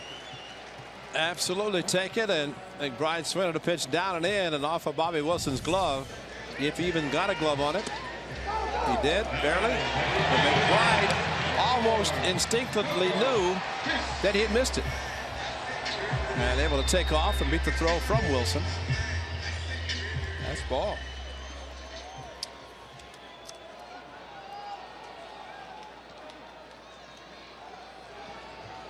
So now the A's will send up the top of their order. Coco Crisp. Coco batting right-handed. He's 0 for 3.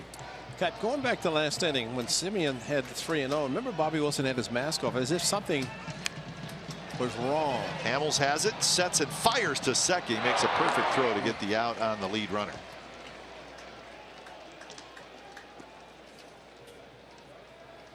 I'll let you finish your thought there in just a moment, Ray. But as we said, the Yankees are coming to town, and our next televised game will be Thursday night. I'll get started at 6:30 with A's pregame live. Nova and Graveman, and then Sabathia and Gray on Friday. Tanaka and Manaya on Saturday.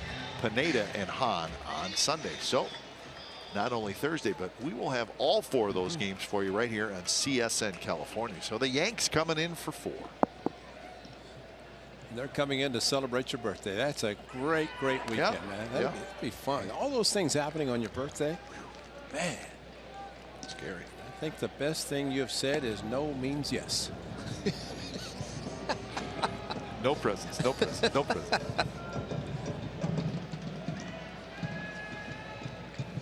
Burns swings and misses. So you were saying, Ray, about Bobby Wilson? Well, just something happened. He took his mask off, and it's almost like he was dazed. And I don't know that he got hit, and then 3 batters later, he misses a ball on a strikeout and gets the pass ball that allows McBride to reach base. But I didn't see anything happen. It wasn't a swing because it was ball 3 when that happened with Simeon at the plate.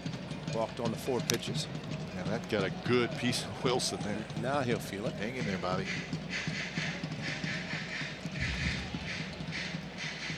Well, the A's have had some breaks. They had a leadoff double, couldn't move him. This ball off the mask of Bobby Wilson, but also a strikeout to start this inning, and the pass ball to allow the runner to get to first. And Coco this time was trying to sacrifice a ball back to Hamels. And there's your PFP. Guys, work on that. Should work on it because they can help themselves.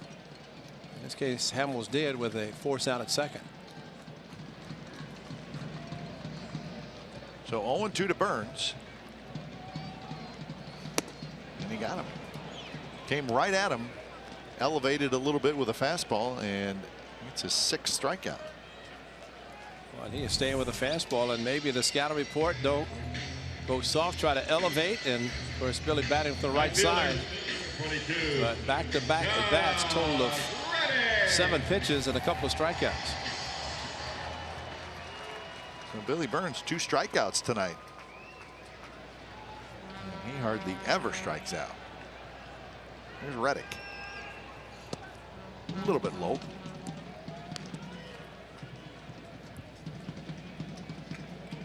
Reddick tonight. Fly ball to left, ground out to third, and a foul out to third. And that was a 3-1 cut fastball with the runner at second base. His last at bat. That's hit hard into right field, and that's a base hit. Coco will stop at second base. 2 on, 2 out, and here comes the red-hot Danny Valencia. Watch him pull the hands in. This is a great at bat. Again by Josh Reddick. Pull the hands in. Knows the hole is there between first and second. And just finds that hole. Coco had to stop to make sure the ball did not hit him. Not going to take a chance anyway with 2 outs, get him to scoring position. But Josh Reddick, defense playing him a little bit more straight up now. And as a result, pulling the ball and getting a hit instead of an out. So Doug Brocail comes out. Scott Berry, take the walk to the mound. Let's go. No conversation. Let's go. Clock down to 5, 4.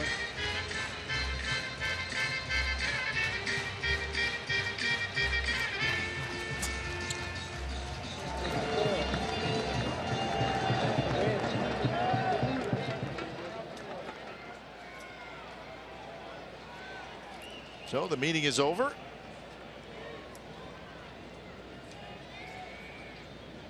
So the matchup of the night, Ray.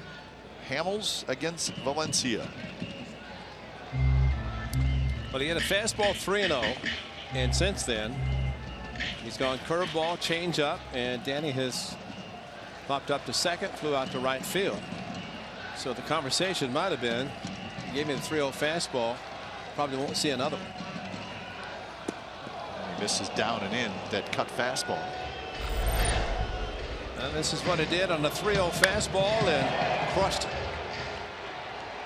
And a curveball, the next pitch to Chris Davis. He crushed it, and he has an early 2-0 lead. But Rangers also with back-to-back home runs.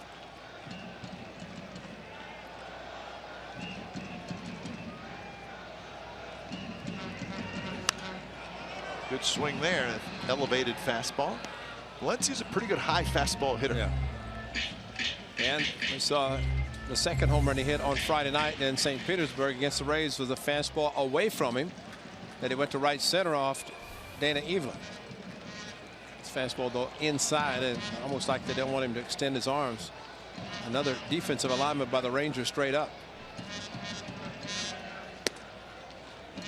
Valencia thought maybe it was inside, but catches the corner, says Scott Berry. 1-2. Best average with 2 strikes. Danny Valencia is first, 378, so he's fine. Right where he wants to be. He's on 3-0 fastballs. Pretty good at that, too. Well, you're right, though. Hamels throwing a lot of fastball. Yeah. And the reputation of being a good changeup pitcher, and throws it just when he needs to, especially. This is the pitching backwards. This should be a fastball, and see if he goes back inside. Yeah, and he does, and that's a nice block by Bobby Wilson. Saved the 90 feet. Well, he did go inside, but it was the cutter, something off speed instead of the fastball. Hard breaking ball.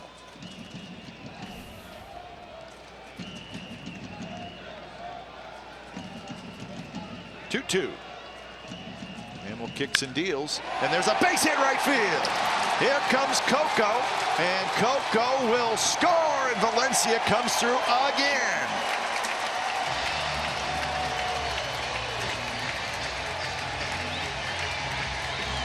Cappy missed with a breaking ball down and in, came back with a fastball, tried to get it in. And Jeff Bannister going to the mound. Look at the high fastball and left it out over the plate. And Danny Valencia, when you're as hot as he has been since last Friday, these things happen.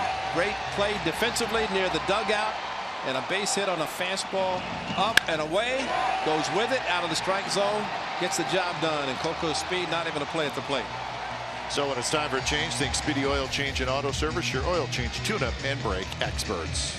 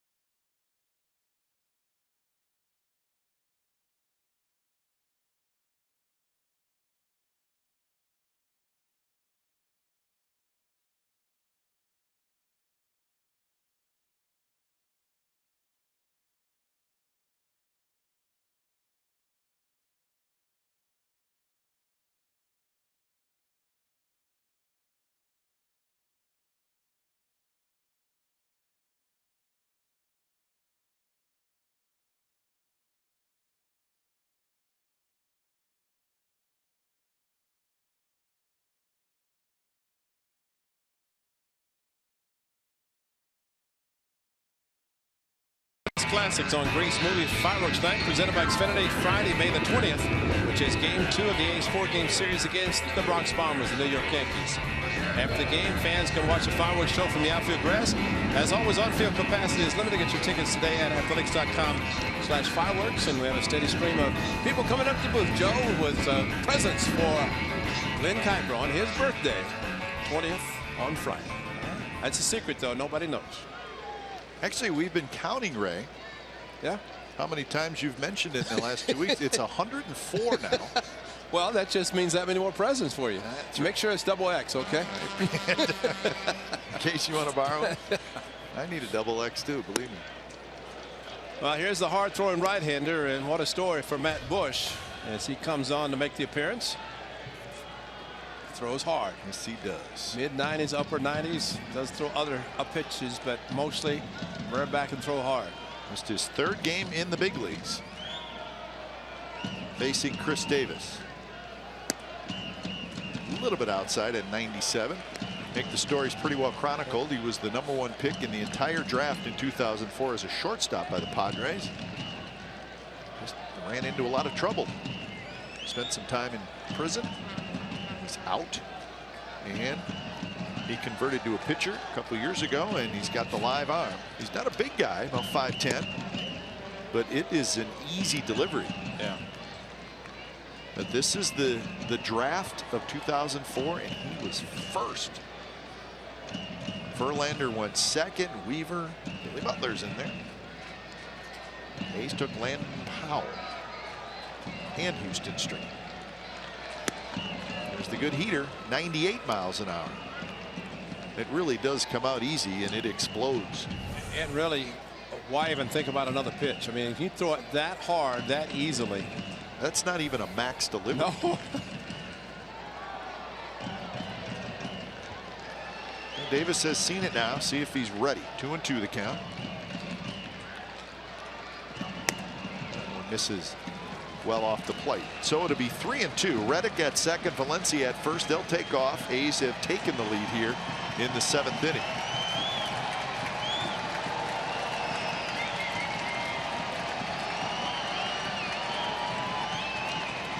Well, he's throwing 5 fastballs. Would he throw him anything else? You would think not. Got him. There's the high heater at 98 miles an hour. So that was impressive. So is Danny Valencia. A huge 2-out RBI single to knock home Coco Crisp, and the A's have a 4-3 lead.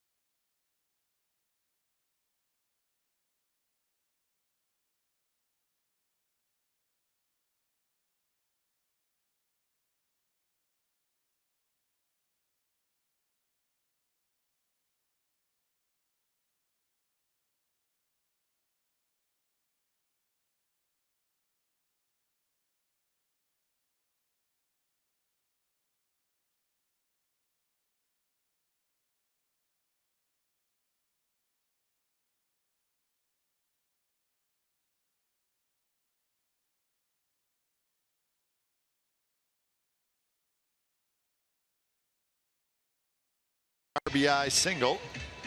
And the A's now have a 4-3 lead, 8th inning. And Yonder Alonso comes in, so he takes over for Butler at first. And Doolittle stays in. Doolittle struck out Mazzara to end the 7th inning. He's going to face Beltre, Fielder, and Moreland.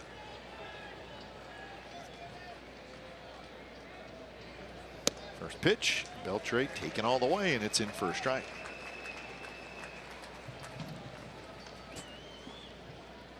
Beltre's got a home run, solo shot in the 4th. Mazzara and Beltre went back-to-back in that 4th inning. And he drives one deep but well foul. Second level maybe. Not quite. Man, it's always scary. Yep. And ideally, if you don't see him again tonight, that would be perfect. That would be good.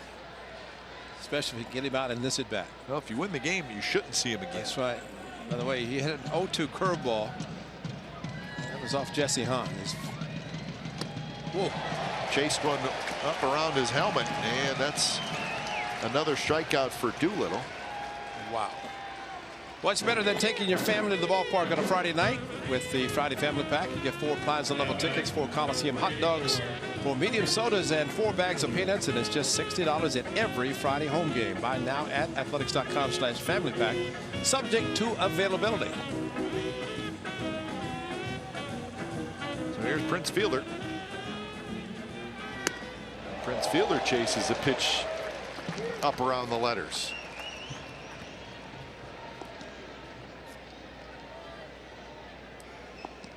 Couple of singles tonight for Prince.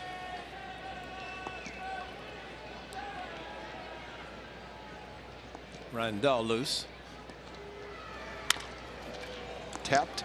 Simeon backhands, throws across, and they just got Prince Fielder on a close play. He runs pretty well. Do you know what? With Simeon now, every time he catches the ball, it's almost like the confidence. I know who you are. I know you can run, but I'm going to get a good grip, and I have a good arm to throw him out with a perfect throw. I mean, that is how much man has improved. So the numbers back it up, and watching it every day, it's pretty obvious. And the obvious thing, too, Kipe, is to see him every day, how early he is out working with Ron Washington. You know, it's amazing. And it is paying off. There's Wash right now moving them. He's got his card to move guys, but working with Marcus Simeon. Other infielders are coming out, but his play has been exceptional. 0-1 to Moreland, who is 1 for 3. That one's hit hard, and it'll be a base hit. Coughlin was shifted over toward the hole. So Moreland's 2 for 4. And Ryan Rua will now hit. So 11 hits for the Rangers. It's Ryan Dull. He's, I think your description perfect. Through 3 and he's ready. Oh, yeah, 3. As soon as he walked on the mound, said, Emo, how you doing? I'm ready.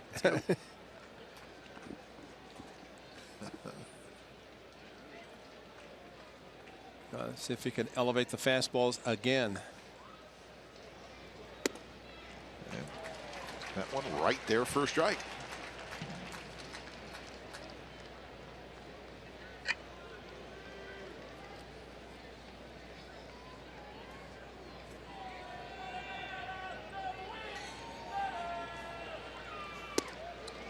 Fastball close but inside, 95 miles an hour from Doolittle. Jake Diekman, hard throwing left-hander.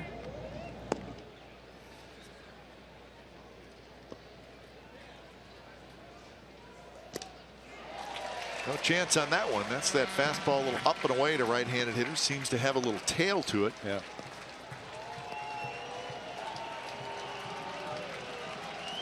It's always big when big time's here. Good seats. Good seats. Sitting next to Eck. Another high fastball, and Rua fouled it straight back.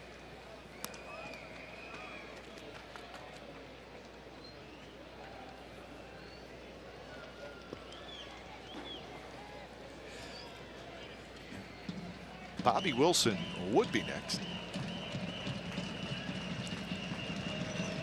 He's hoping it doesn't get that far. And it doesn't. A high fastball, and Doolittle with a couple of strikeouts here in the 8th inning. 3 strikeouts total. Bottom of the 8th coming up. A's leading 4-3.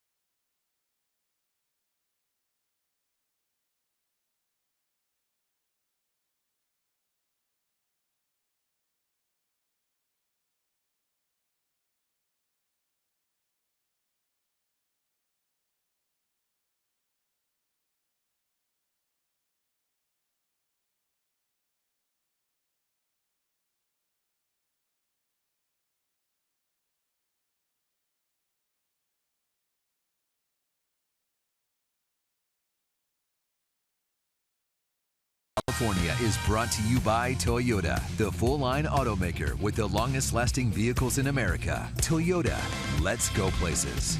And by Xfinity. X1 from Xfinity will change the way you experience TV.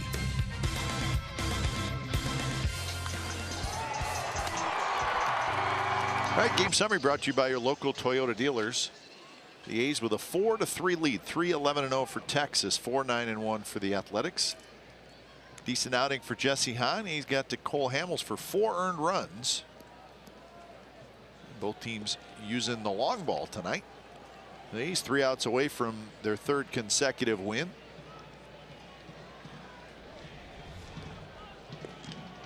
And this will be Yonder Alonso's first at bat. Bush stays in there, the hard throwing right-hander. Tapped right near second base. Alberto has it. So Alonso on 1 pitch is retired. That's where the shift worked. That's a base hit up the middle, but he's right there. Stephen Vogt came rushing in.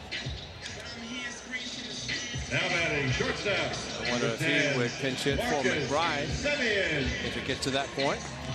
As Ryan Matson gets loose.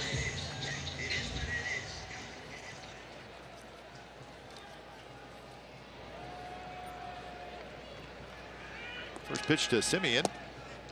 Like a little slider from Bush. 90. Not a bad pitch. He kind of steals a strike.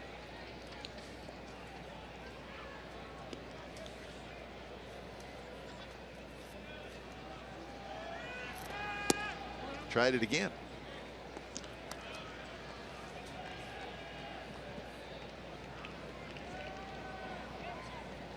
Marcus Simeon is hit a fly ball to right field. He has singled and he has walked. Coughlin to follow. Good backhand to grab by Bobby Wilson, and that's dangerous because last inning a pass ball opened it up for the Athletics, and Danny Valencia, I don't know if even he would have come up had the pass ball not occurred on the strikeout.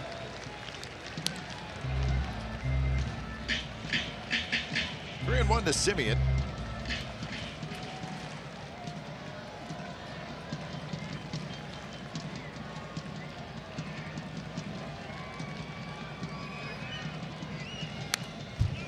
Fastball coming right at Marcus, and he had a pretty good swing.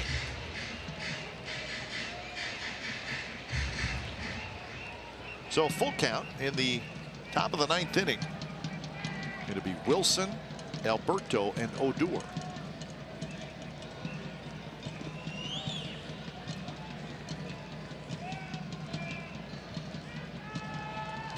3-2 delivery. Here it is. And it's hit high in the air to right. Sire is right there. So 2 away. Here's tonight's Honda Player of the Game, Danny Valencia. 3 home runs Sunday, a home run on a 3-0 fastball tonight. And that was huge, getting the A's on the board, but just as big was a 3-2 or 2-2 fastball up and away, perhaps even out of the strike zone, driving home Coco Crisp with the go-ahead run, giving the A's a 4-3 lead. Not only that, great defensive play near the A's dugout, sliding and coming up with a foul ball.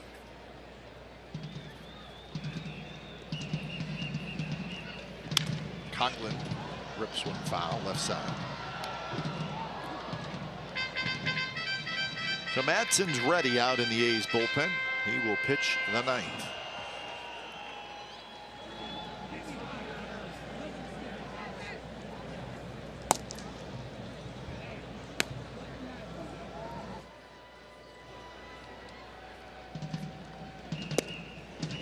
It's a good slider right there, 92 miles an hour.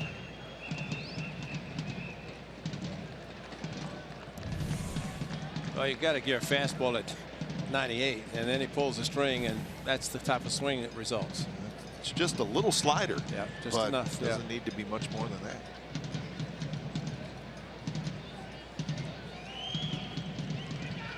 One-two pitch, fastball at 97 struck him out. So the 9th inning is coming up. Madsen's coming in. He's going to try to save it.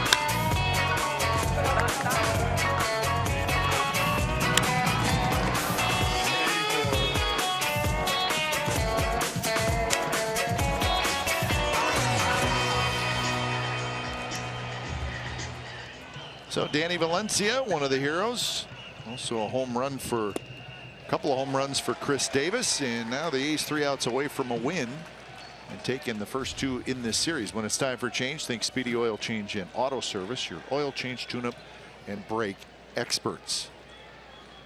First pitch changeup, Tyler Ladendorf to second base, but changeup outstanding to Bobby Wilson, the first pitch.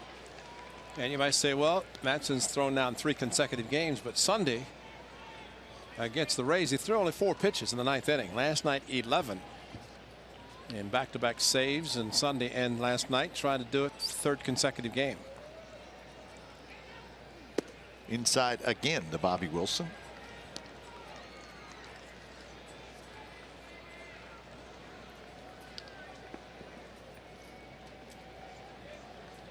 Alberto to follow, and then the top of the order, Rougned Odor. There's that changeup, and good take by Wilson. So now it's 3-1. There's your save leaders, and Ryan Madson now tied with the Rangers' Sean Tollison. 11 for 11 for Madson. And that one right in there for a strike, 93 miles an hour. Well, that's a surprise. He had to be, that he's got to be thinking maybe change up, because that is his hittable fastball. I mean, 3-1. He just challenged him and looked like Bobby Wilson taking all the way. He might either get that or the changeup on 3-2. May swing and miss a changeup. Yep. And he did. Nasty change, and Wilson. So the 3-1 pitch right down the middle. He took it. 3-2. He swings at a pitch out of the strike zone. And look at the slot. Look at the release. Ryan Madson. That is as big a fastball. You got to be thinking as a hitter. Here it comes, and he pulls the string, and that's the swing. And you go back to the White Sox and Ryan Madson facing Alex Savidi. See the hand and the changeup. It comes out just like his fastball. And what a pitch to have to be able to throw 3-2. So 1 away. Here's Alberto. A little bit high.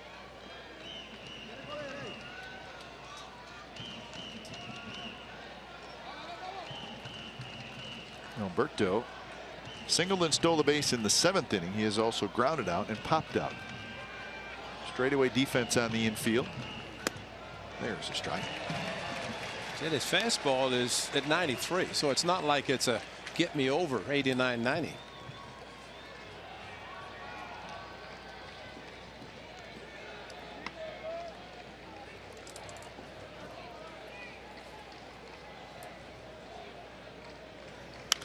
Popped up. And there was the changeup, 83 miles an hour. Right near the mound. Madson gets out of the way, and Alonso has it. 2 outs here in the 9th. That's some sure hands there. Not a bad guy to take over.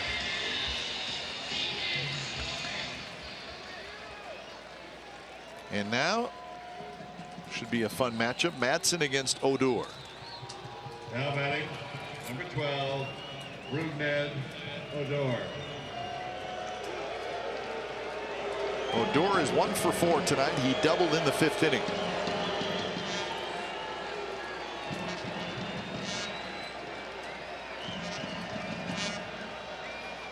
First pitch is a good one, right on the outside corner. Well, you get a called strike with a quality pitch. First pitch makes all the difference in the world. And especially nailed at the outside corner. The aggressiveness of Odor, back location same way, and this changeup hit to center field. So Odor is going to keep the game going. Hit that one right off the end of the bat, but good enough for a 2-out hit. And now Ian Desmond steps up. Well, they just stayed out there, and Odor with the power to go deep. Just reached out, is aggressive as always, and maybe the change up a little bit up for him. Odor, for what it's worth, 5 for 6 in steal opportunities this year.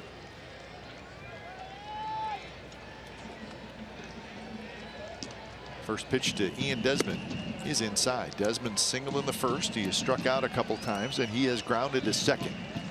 You know, that is worth a lot, because you've seen some managers will send a base stealer possible to try to get in a scoring position. He's got a big lead. I think closers a lot of times don't have good moves because they don't expect to have anybody on base. And we're pretty sure Odor is not afraid to go. Oh, I don't think he's afraid of anything, as we have seen over the weekend. Anything or anybody. He is well off the bag. Not going. And that's a drive to left. That is not good, folks. Not good. Wow. Not good at all.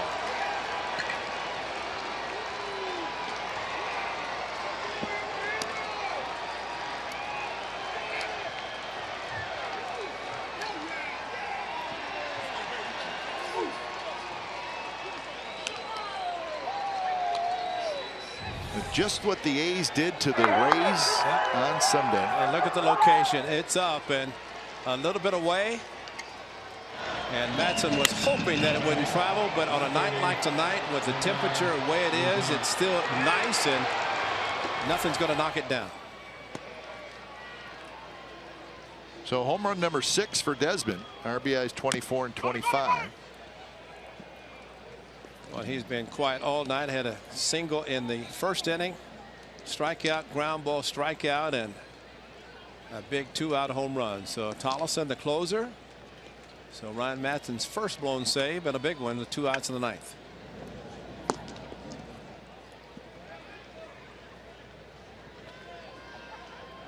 So Odor kept it going. Yep. Well, you're right. Just like what happened Sunday. It's the exact same thing. Matson can't get it. Valencia's throw. Pass first.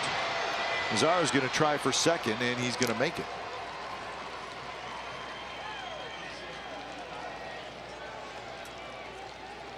So base hit E5. Mazzaro ends up at second base.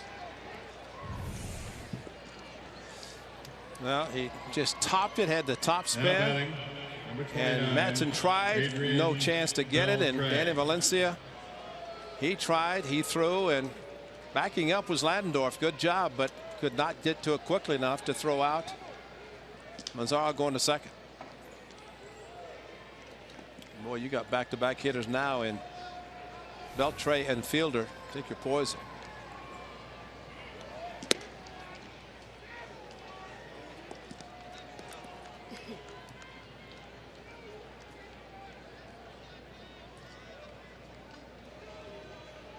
So now Beltre, who homered in the 4th.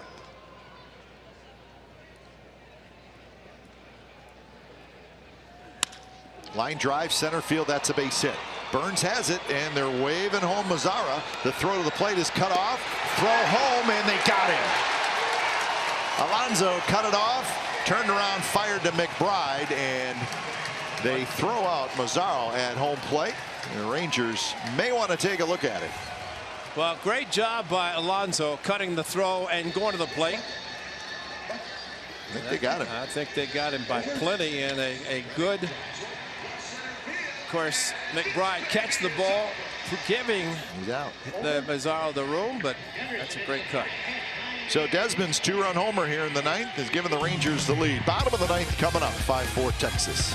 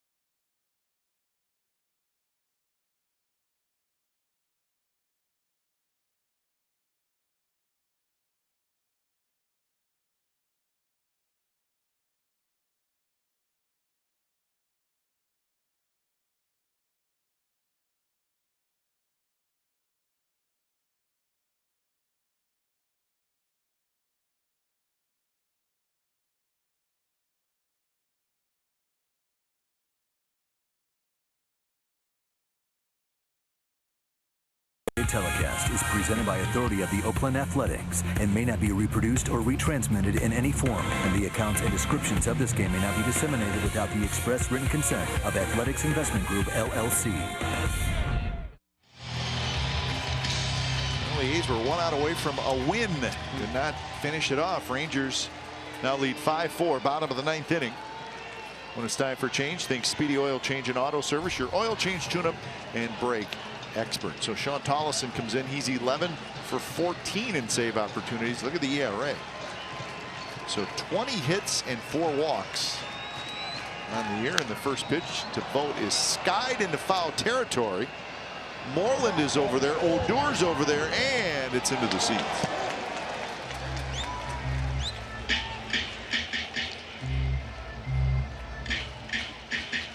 So Stephen Vogt hitting for Matt McBride here, leading off the bottom of the ninth. Change up first pitch. Amazing. Mostly fastballs that Tollefson will throw. Bush faces 4 batters, gets all 4 out. An impressive appearance by the young right-hander who throws hard.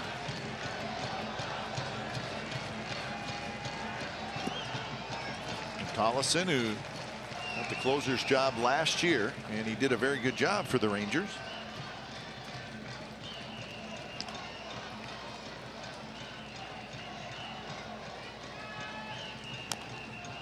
That one tapped up, first base line. Tollefson picks it up, throws, and it hits Vogt.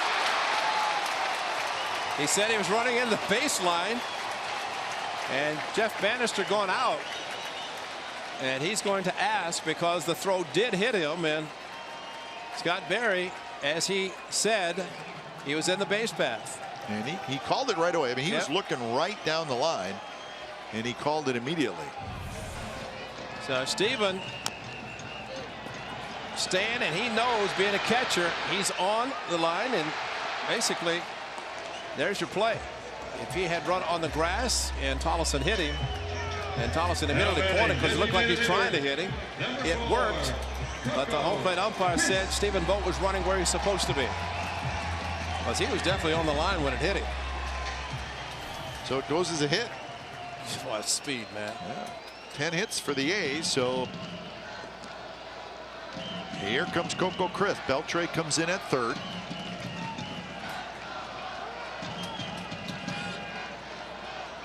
So the A's trying to answer back here in the bottom of the ninth.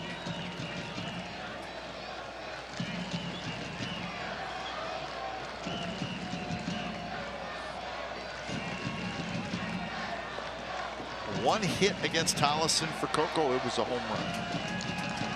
Coco swinging away, fouls it straight back. Well, as a catcher, Stephen Vogt knows that if he's running inside, he's got to be called out if he's hit and inside the running path. But you're right, Scott Berry, the home plate umpire, had the best view and immediately signaled safe, indicating that he was running in the proper area.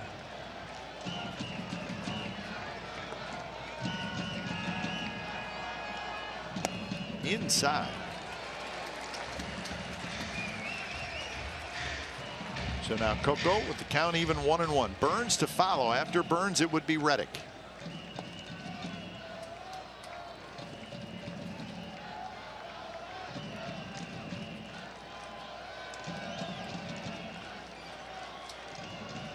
Short lead for Vogt at first.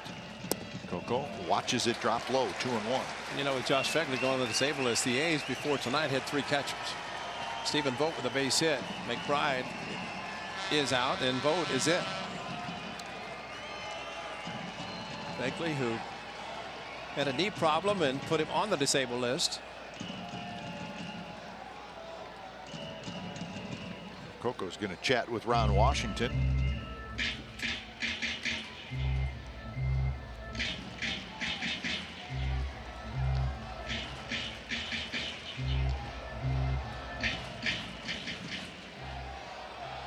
What if there was a sign given and Coco questioned or said, you know, because that's rare to see a hitter, especially with a count of 2-1.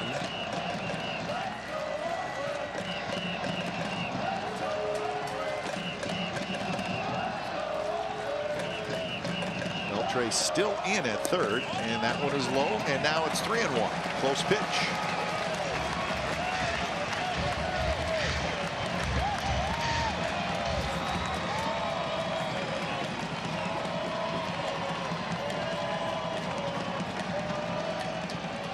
So hitters count for Coco Crisp. Vogt inches off. And it's a shot base hit. Right field line, and Vogt's going to make it to third. Coco digging to second, and he's got a double, and the A's have second and third and nobody out. And I think Coco fooled him right there because ball came back in. I don't know that the Rangers thought he was going to go for 2. because as hard as he hit it, it didn't really go down the right field line.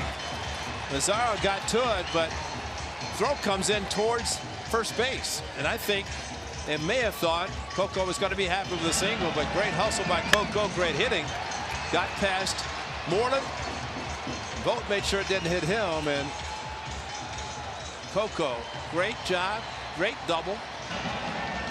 And he's thinking 2 all the way, and that is a great job by Coco Crisp with his speed, knowing that it was slightly to the left of Mazzaro. He's a left-handed thrower.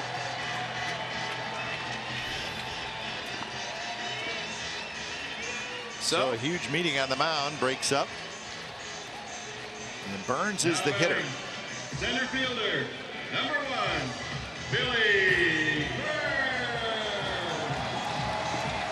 Well, he's back to hitting his good side. Struck out twice against Hamels. Matter of fact, 0 for 4 against Hamels. Striking out a couple of times from the right side. Infield in. There you see it. Here's Burns. First pitch is a strike on the outside corner. Outfield is pretty shallow, but he comes in a couple steps. Vogt is your tying run. Crisp is your winning run.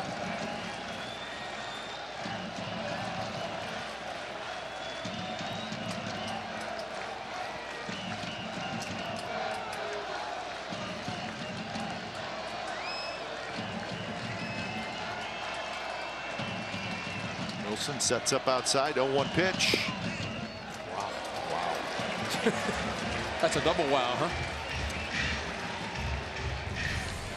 Tell you, the way Herto is playing, that's a good ball to shoot to left field, and Billy Burns, what an eye. I think he got away with one, because that looked like it's on the corner, but Scott Berry with the angle set up on the right shoulder of the catcher, and maybe too much of an angle to see it. 1-1 pitch, and Burns, kind of a half-hearted swing. He wasn't quite sure if he wanted to commit.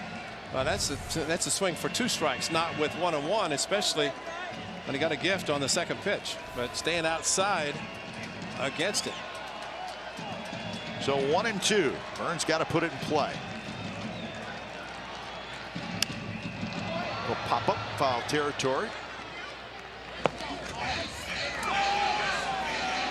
And we've seen Billy Burns just keep fouling pitches off. He needs to put the bat on the ball here. Well, he's seen 4 pitches, Cap, and they've all 4 been outside. He's not gone inside once. Wilson setting up in there this time. Slapped foul again.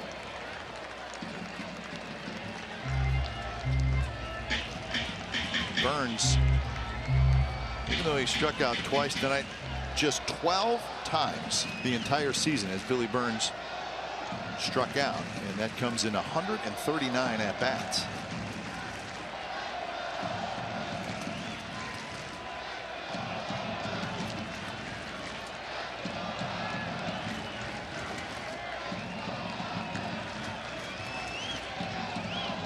One-two pitch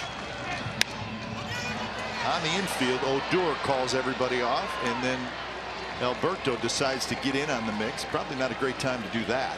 There's an interesting call for Jeff Bannister, because you got the hot hitting Danny Valencia in the on-deck circle, and you got a left-handed hitter in Josh Reddick.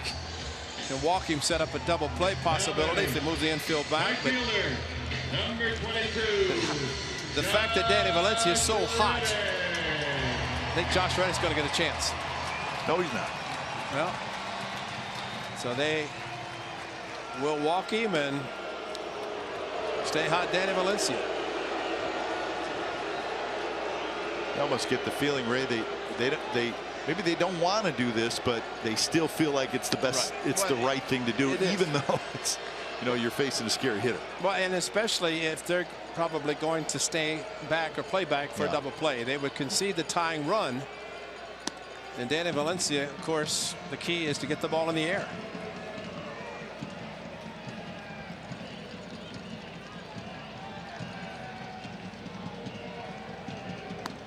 The Valencia hit 5 home runs over the weekend. Well, this is with Adam Rosales playing at second, and that was Rosales diving, could not make the play to the plate, and the A's scored. As Reddick had to walk off. This time he's walked intentionally, and his run at this I'm gonna wear it. doesn't mean anything. Except that he can try to do something. I take that back. It used to be you could go into second hard and break up a double play, but you can't do that anymore. True. So that's true. Danny Valencia is just going to have to hit the ball in the air and have a big 5 days. First pitch to Valencia, and a breaking ball. He checks his swing, and he held up. No, not a bad first pitch, the breaking ball, but even better that Valencia didn't swing, according to them. 6 home runs in the last 5 games for Danny Valencia. A little bit low, 2-0. Vogt at third, Crisp at second, Reddick at first. And the infield back.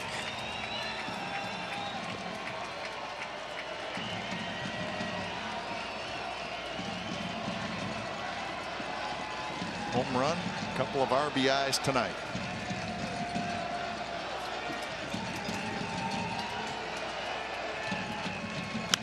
Popped up.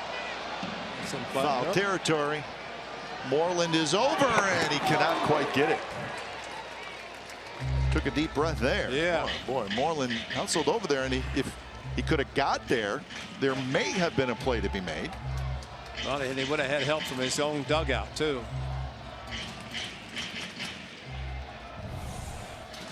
Let's see where this lands. Yeah, he would have had to reach in there quite a ways. There's Z-Man. He's right there. Oh, nice help. That's great help from your teammate, huh? He put his hand up. Stop. Hey. Hey, stop. Let me eat my seeds. So now the count 2-1. High drama here in the 9th inning at the Coliseum.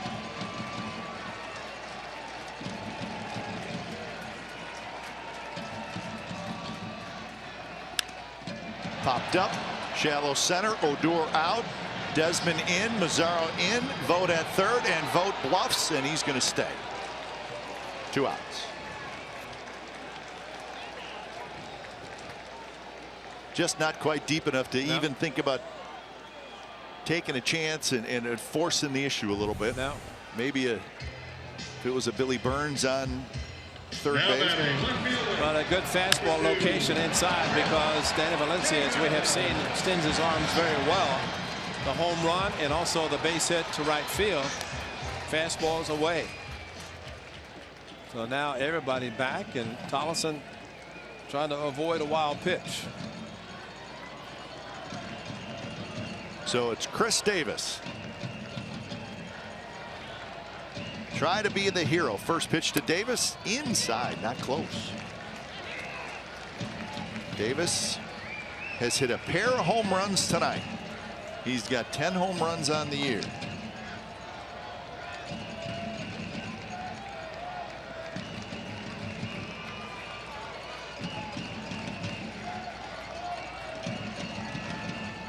.1-0 delivery. Check swing and a high fastball. No swing. 2-0. Earlier I said, here's the check. See how close Bobby Wilson is to the hitter. I mean, any kind of a hitter that goes back and forward is catcher's interference. He's done that all night, but that is extremely close to a hitter. And then he sticks his glove out. Ooh, a 2-0 fastball right there, and Davis had a great swing. So now the count 2-1. It's a good swing. Yeah. I think earlier, Ray, I said Davis had a 2-homer game in St. Petersburg. He had it here. Saw too many Valencia home runs. Yeah, very right. Davis hit the 3-run home run in the first inning down there. Take a flare here. Another fastball. So Tollefson, to his credit, he fell behind Valencia 2-0 and Davis 2-0.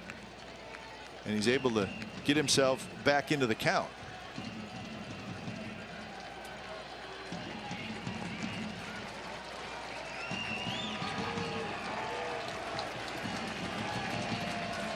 26 pitches for Tollison. When you take a chance on the 2-2, throw something off speed, because he has stayed fastball to Valencia and Davis. With a fastball fouled just to our right. But good location inside, like he did to Valencia. Guess that's the danger, right? Way if you throw a 2-2 breaking ball and you miss, it's a ball, it almost eliminates the breaking ball for the 3-2 pitch. It has many times, and that's why he's staying with the fastball. And that was a good location. See if Wilson goes inside again. Oh, belted left field, and that baby is gone.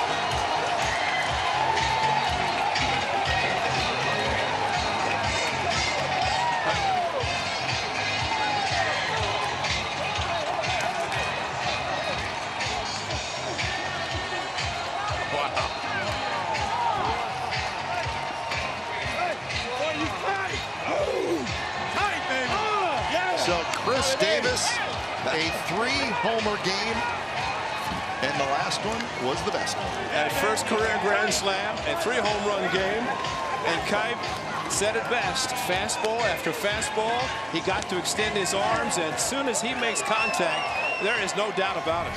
It is gone. And here it is. And it was a fastball right down around the knees, and Davis just unloaded. So he was looking for it. He got it. And when it's all said and done, it's a 3-homer, 6 RBI night for Chris Davis, and he knew it, as we all did. But you look at the swing with 2 strikes, unbelievable. But the power, the generation of the power that he has on the fastball is just absolutely unbelievable. But Sean Tollison 1 strike away from playing a Houdini out. But he had, and you know, we talked about Beltre and Fielder back-to-back in the lineup. You look at Valencia, how hot he has been, and now Chris Davis with a jump shot of his helmet into the pile. What a night for Chris Davis. Danny Valencia, 3-home-run game on Sunday. 2 days later, we got Chris Davis doing the same thing. Unbelievable. So a 9th inning to remember. Wow. You're 1 out away from a win and disappointment, and then you're down to your last strike, and Chris Davis sends us all home happy. Boy, what a night. What a crazy night. But the A's get the win, so they've won 3 in a row. And Danny Valencia had some big hits, but this night belongs to Chris Davis, who is standing by downstairs. And Chris, congratulations. What can we say? A 3-homer game, but let's get to that last at bat. We were talking up here. We can't imagine Tollison throwing anything else but fastballs. Are you just sitting there looking for a fastball because he just kept throwing them to you? Yeah, I was looking for a good pitch to hit and just give my team a quality idea in that situation. It was electric with the fans out here, and I was glad to just come through for the team. Well, you know, we know all the story about you and your strength and 27 home runs last year, and hard to believe April 21st, your first home run, and here you are on May the 17th hitting these. How important is it for you to be able to extend your arms, especially the way you did in that last swing? Yeah, I like the way it was working lately, and my swing as a whole, and I just didn't miss them tonight. Now, you know what happens when you get a game-winning hit here at the Coliseum, right? Here it comes, here it comes.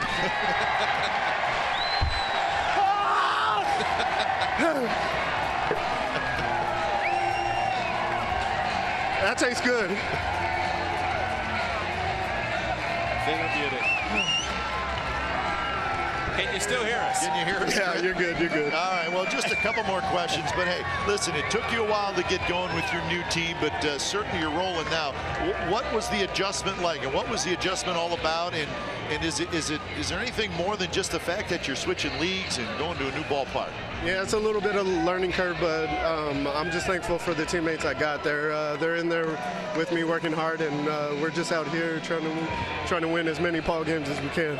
Now you have to explain the jump shot of the helmet as you're coming into the pack at home plate. That's something I've never seen. Is that something? I know you salute Ron Washington on home runs. What about the jump shot of the helmet? Yeah, I didn't know. I was just thinking about it was going too fast. It's basketball, man. I thought I'd give something different. Oh, that's great. Well, you do anything you want to do. Absolutely. I appreciate it. Yeah. Hey, Chris, nice job, buddy.